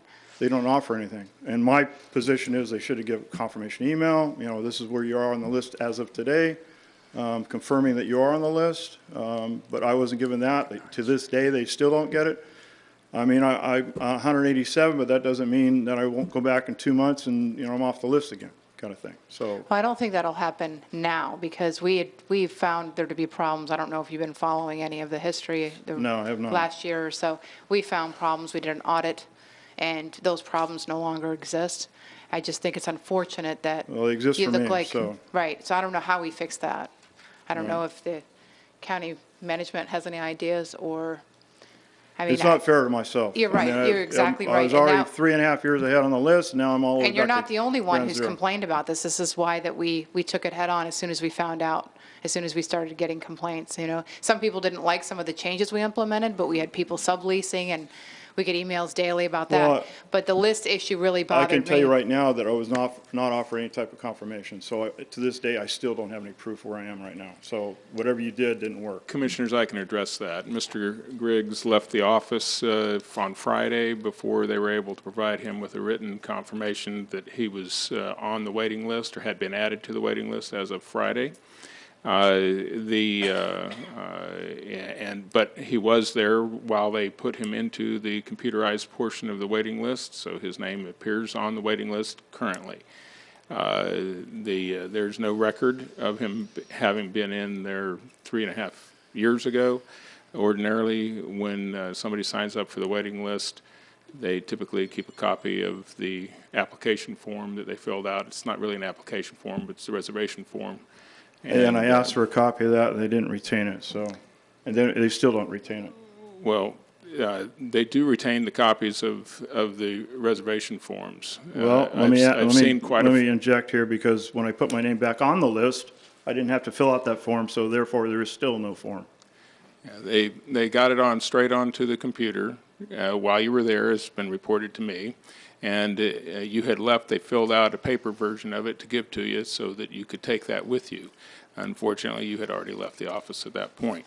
So they've got a paper version in the file. They also have it on the county website that shows the waiting list. All right, well, I'd like to have something physical. I'd like to have either email or some type of written confirmation that I'm on the list and that's where I am. Just 1 second. This form, they keep the form kind of thing, didn't work last time. It's not going to work this time, and I want proof. And I understand his frustration because this was one of the issues that brought us to the point of audit. And I don't believe that 3.5 years ago you didn't apply, because how would he even know what number he was on the waiting? I mean, I can gather that you're probably not making it up, and it's a shame that this happened, and I wish I could fix it. But I don't know, I could have everybody come and say that they've put their name on the list sooner, that are bottom of the list now. And it's unfortunate that it's Okay, happened. I but understand that. I understand exactly what you're saying, but I'm telling you right now today, they did not give me any type of written confirmation I'm on that list. So to this day, if I go back 3 years, I won't have any proof. I want I believe proof. you. I without question, I So believe you, but I don't know. Your process needs to include some type of confirmation Right. to And, me, so I right. have it. I agree. I totally agree with that. So it's not happening. I don't have it. So Right. can you Do make we it happen? email? Do we do anything like that when someone goes on the list, or do we? I can print something assure out? that if he left his contact information. I did, email and phone. I can assure that if you left your contact information, that we will get you some sort of a written confirmation of your current status on the waiting list. All right. Just to briefly chime in, if I may. Sure. With respect to that as well, in the meanwhile, the minutes for this meeting certainly will reflect this conversation, so there's absolutely no question you'll have something tangible that shows that, that this discussion was had. And Mr. Denninghoff, who's our Assistant County Manager, has already indicated that you were added to the list. So I don't think there's any question whatsoever at this point that you're on the list. It is unfortunate, as was already mentioned, though, that whatever happened in the past happened in the past. But I think from this point forward, there's no way you're going to fall off the list. And if that happens, we'll certainly take appropriate action to rectify that in short order. Okay, well, I strongly recommend you change your process. And I was just because going to it's not working. suggest that. I was just going to suggest that we have something in place that sends you email confirmation as well as written confirmation if you do go in person to get on the list. And we can add that. We can make sure that's not a difficult change to make, because it's not like we process thousands of these daily. It's Right. to go on the list. So I'll make sure that we include that. And speaking to the other, can I have a little extension of time to talk a little bit about the waste treatment situation? I would allow you, but then everybody would be Okay. allowed to have All right, extra fair time. enough. But you can fill out a card for that item. I mean, when we start talking about the lagoon stuff, All right. if that would be helpful to you, if you want to stick around. It's going to be a Yeah, long meeting. No problem. Can do. Thanks. Thank you so Appreciate it. much. All right. Item H1. Good morning, Commissioners. Item H1 is a petition to vacate the 35-foot right-of-way that runs diagonally through lots 1, 2, and 3 in Block 17 of unrecorded Canaveral Groves. This would allow for the consolidation and construction of 2 buildable home sites. Staff has requested a 45-foot easement for continued maintenance of the ditch that is within that right-of-way, which the owner has executed. Staff received one objection to this request yesterday from a nearby property owner. However, we have since resolved the concerns, and the objection was withdrawn.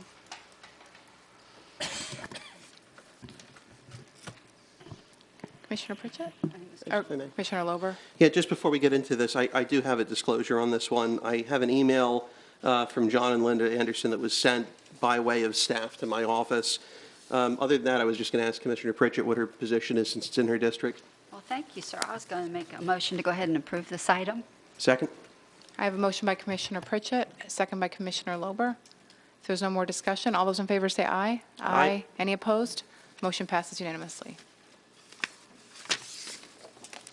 All right, item I1. Is this your item, Mr. Tobias? Yes, thank you, Madam Chair.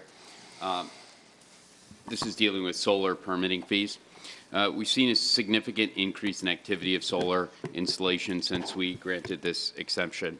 At the request of Chairwoman Pritchett, I think at the time, she asked for a one-year sunset that has or is about to expire.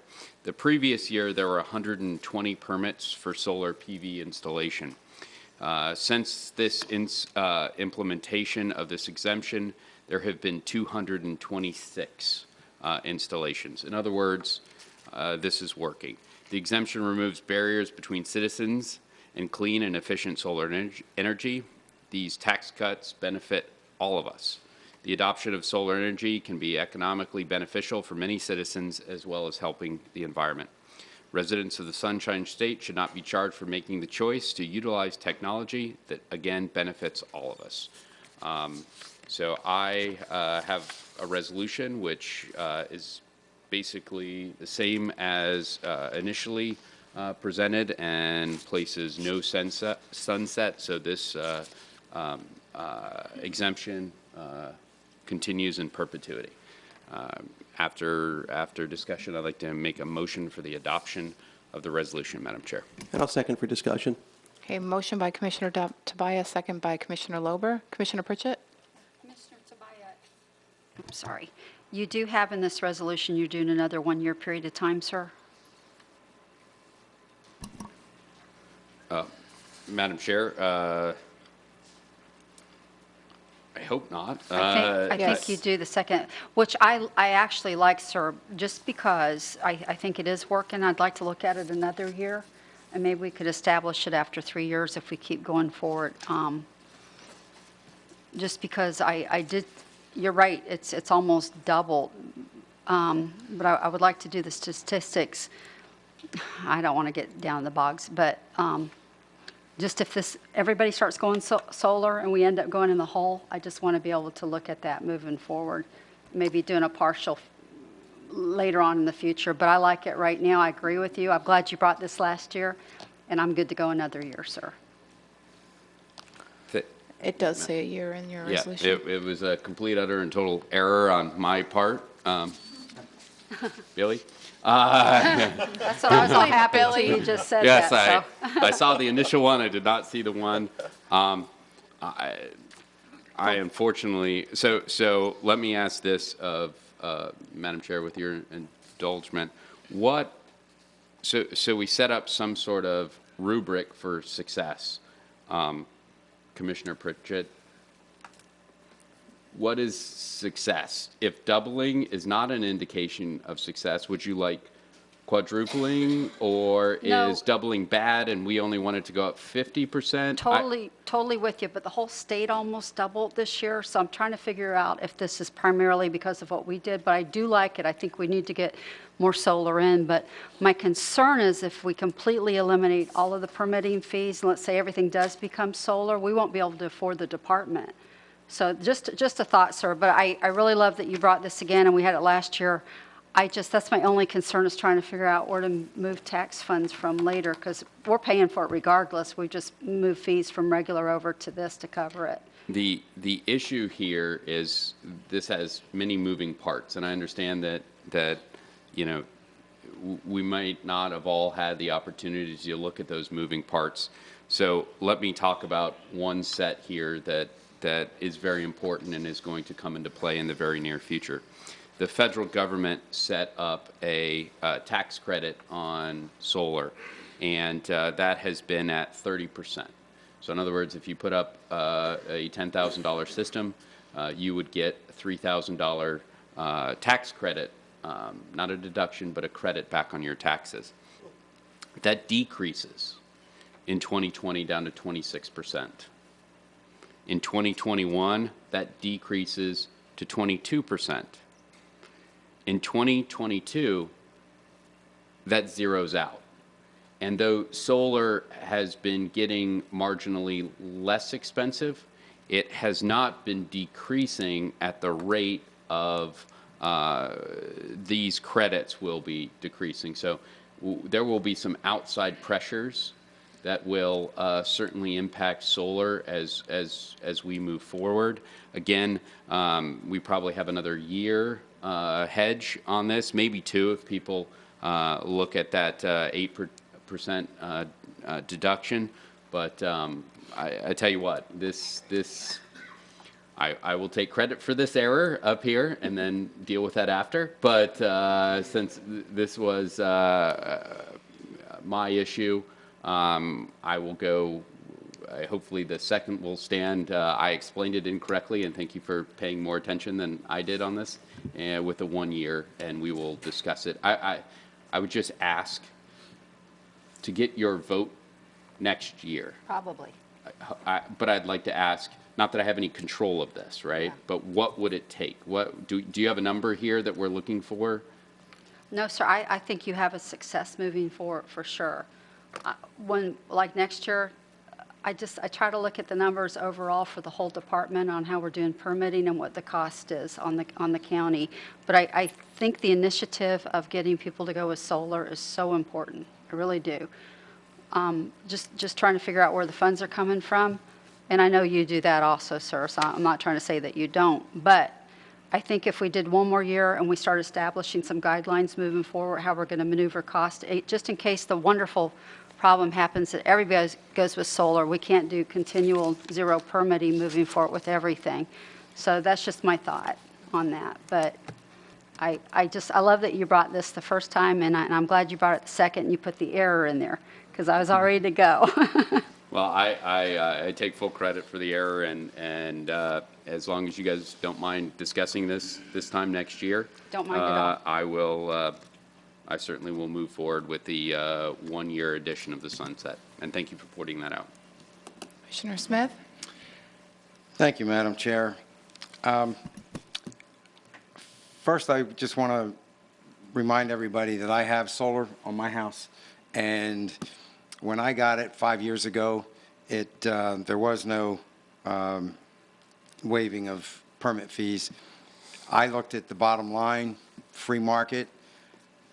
Do I continue to pay for electric bills as they come in, or do I reconcile the fact that solar is worthwhile having? At that time, the system that I got, I believe, cost $23,000. The federal government gave me a 30% tax credit. FPL at the time had a $15,000 rebate. So I took advantage of the 30%, and I took advantage of the $15,000 rebate, which brought my costs down considerably. I paid it off probably in about 12 months. Free market dictated that I do that. I had the option of not doing it. I think free market works. I'm a free market guy. I think people are realizing the value of solar, added to the fact that it's come down greatly. I think the system that I have at 23,000, I think it's like 14 grand now. As these systems become cheaper and cheaper, I think it will behoove everybody to do it unless they have a lot of trees around their house. So I look at it just from the standpoint of, again, a free market thing. The actual cost, according to our county staff, is about $42,000 a year that we're not taking in for permitting fees, which over 5 years is obviously well over $200,000. I think the idea sells itself, and I think the federal government agrees. That's why they're continually lessening the tax credit. So that's my 2 cents. I don't think that we should be, if you're going to buy one of these systems, I don't think $190 is going to keep you from buying it. $190 you're going to save with the system. You're probably going to, depending on what your electric bill is, you're going to save that in 3 or 4 or 5 months anyway. So I don't support this. I didn't support it last year, but I think I voted for it. But I don't support it this year, and I will not vote for it. Commissioner Tobias? Thank you, Madam Chair. And thank you for pointing that out, Commissioner Smith. I, too, have a PV system, and I purchased it prior to this, so I paid the $187. I put it on a previous house. I'm a free market guy, too, and I appreciate you pointing that out. I'm also decent at math, and I want to point out your system. You said you paid $23,000. That was the total cost. Then the federal government, which is not a private enterprise, provided you with 30% of that. So that brings it down to $16,100. And then FPL, which is a regulated industry here, again under government control, gave you another $15,000. So in other words, out of your pocket, you paid $1,100 or 4.7% of that system. In other words, the free market, you paid less than 1/20th of that. I think everyone here would go out and get solar if we could put solar on our house at $1,100. That is not the case right now. That FPL system, I know I was involved with it. It was $2 per kilowatt. It was absolutely horrific because only a few people could take advantage of it. And you did a very good job. You probably were there at midnight clicking through. I know because when I was a state representative, I got hundreds of people that were told that they would get the $2 by these solar industry folks. And it turns out that very few got it because it was used. Again, you did that correctly. But I want to point out, hopefully you paid $1,100 off in less than 12 months. But the free market paid less than 5% of your system. So this is not about free market. This is about reducing fees on consumers out there, which I think is a good thing, and it is about healing our environment. Just because you're a conservative Republican, as we are, doesn't mean that we throw out environmental regulations. I think that one of our biggest environmentalists of all time, Teddy Roosevelt, a Republican that created the national park system. I will have to throw out the Grand Canyon turned 100. Well, it's a lot older than 100 years, but it's been a national park 100 years today. So I think that the free market probably doesn't come into play on this one at this point, and I understand that you would be against it. But I hope in the future, should this pass, that we can get you on the other side of this one. But thank you for putting it up and helping our environment, Mr. Smith. It's my pleasure to do so, and I did take advantage of those items. But the only thing I would disagree with what you just said was, if everybody could get as good a deal as me, everybody would have solar.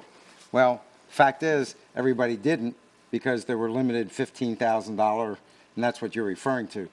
So when the clock struck midnight, as it were, and you could apply for the system, people had schemed on how to get their computers to call a zillion times a second, and hopefully they got through. I didn't do it. My provider did it for me. And what he did was he hired a whole bunch of computer geeks and mathematicians, and they designed a system that made those phone calls. And that guy, as I recall, he had like 60 or 70 systems that he sold himself. So he definitely defied the odds. I'm just pointing out the fact that I think the system sells itself. If you want the system, you're going to pay for it, and another $190 isn't going to make anybody buy it or not buy it. I understand your intent, and I don't totally disagree with it. I just don't think that we should be in the business of subsidizing something that pays for itself to the tune of $200,000 over 5 years. That $200,000 in our government, we just had Representative Fine up here telling us about all the things that we can spend money on, so it's prioritization. So that's what it comes down to for me. Commissioner Tobias? I made an error in thinking that I made an error. You tricked me, Commissioner Pritchett, and I'm going to go with it because that was a sneaky move. Yes, the resolution, and I'm sorry, Billy. Public apology, my fault, not Billy Prasad's. But you're going to look for another job next Yes. It says, whereas the foregoing reasons, Brevard County Commission implemented an exemption to solar photovoltaic permitting fees on March 20th, 18 for a period of 1 year. So what this does is amend the resolution, but you tricked me, and you did such a damn good job at it. It's because it's usually not done like yes, this. she wins, and I'm sorry for doubting you, Billy. I would like to change my motion to actually amend this, and hopefully the second stands, to sunset it for 1 year because of the wonderful political move of Commissioner Pritchett. Hey, is your second still stand? I'm happy with that, sure. I'll just say, obviously, I don't think it was intentional. Usually when we amend, we don't usually do an amendment quite like this as far as resolutions go. So even I missed it too, because it was on page 2, and it was only the amendment that was on page 2. So Commissioner Pritchett, then we both missed it because, again, it's not typical. But I understand both arguments as far as, subsidizing, because, oftentimes we critique, 5,000, 10,000, 20,000. And I like the idea that we're reviewing this. I want to get more people on solar. I would love to be able to afford solar. It's difficult.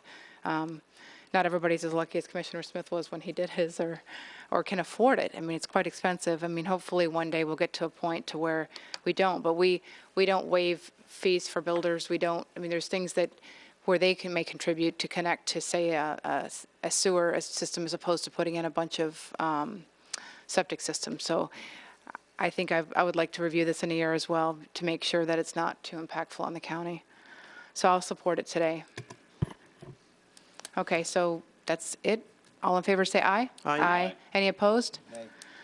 Motion passes 4-1 with Commissioner Smith negative. All right. This is the big item, I believe, so I have quite a few cards here, so we're going to take a short break, 5-10 minutes, because it's going to be probably a long time that we'll be discussing this issue.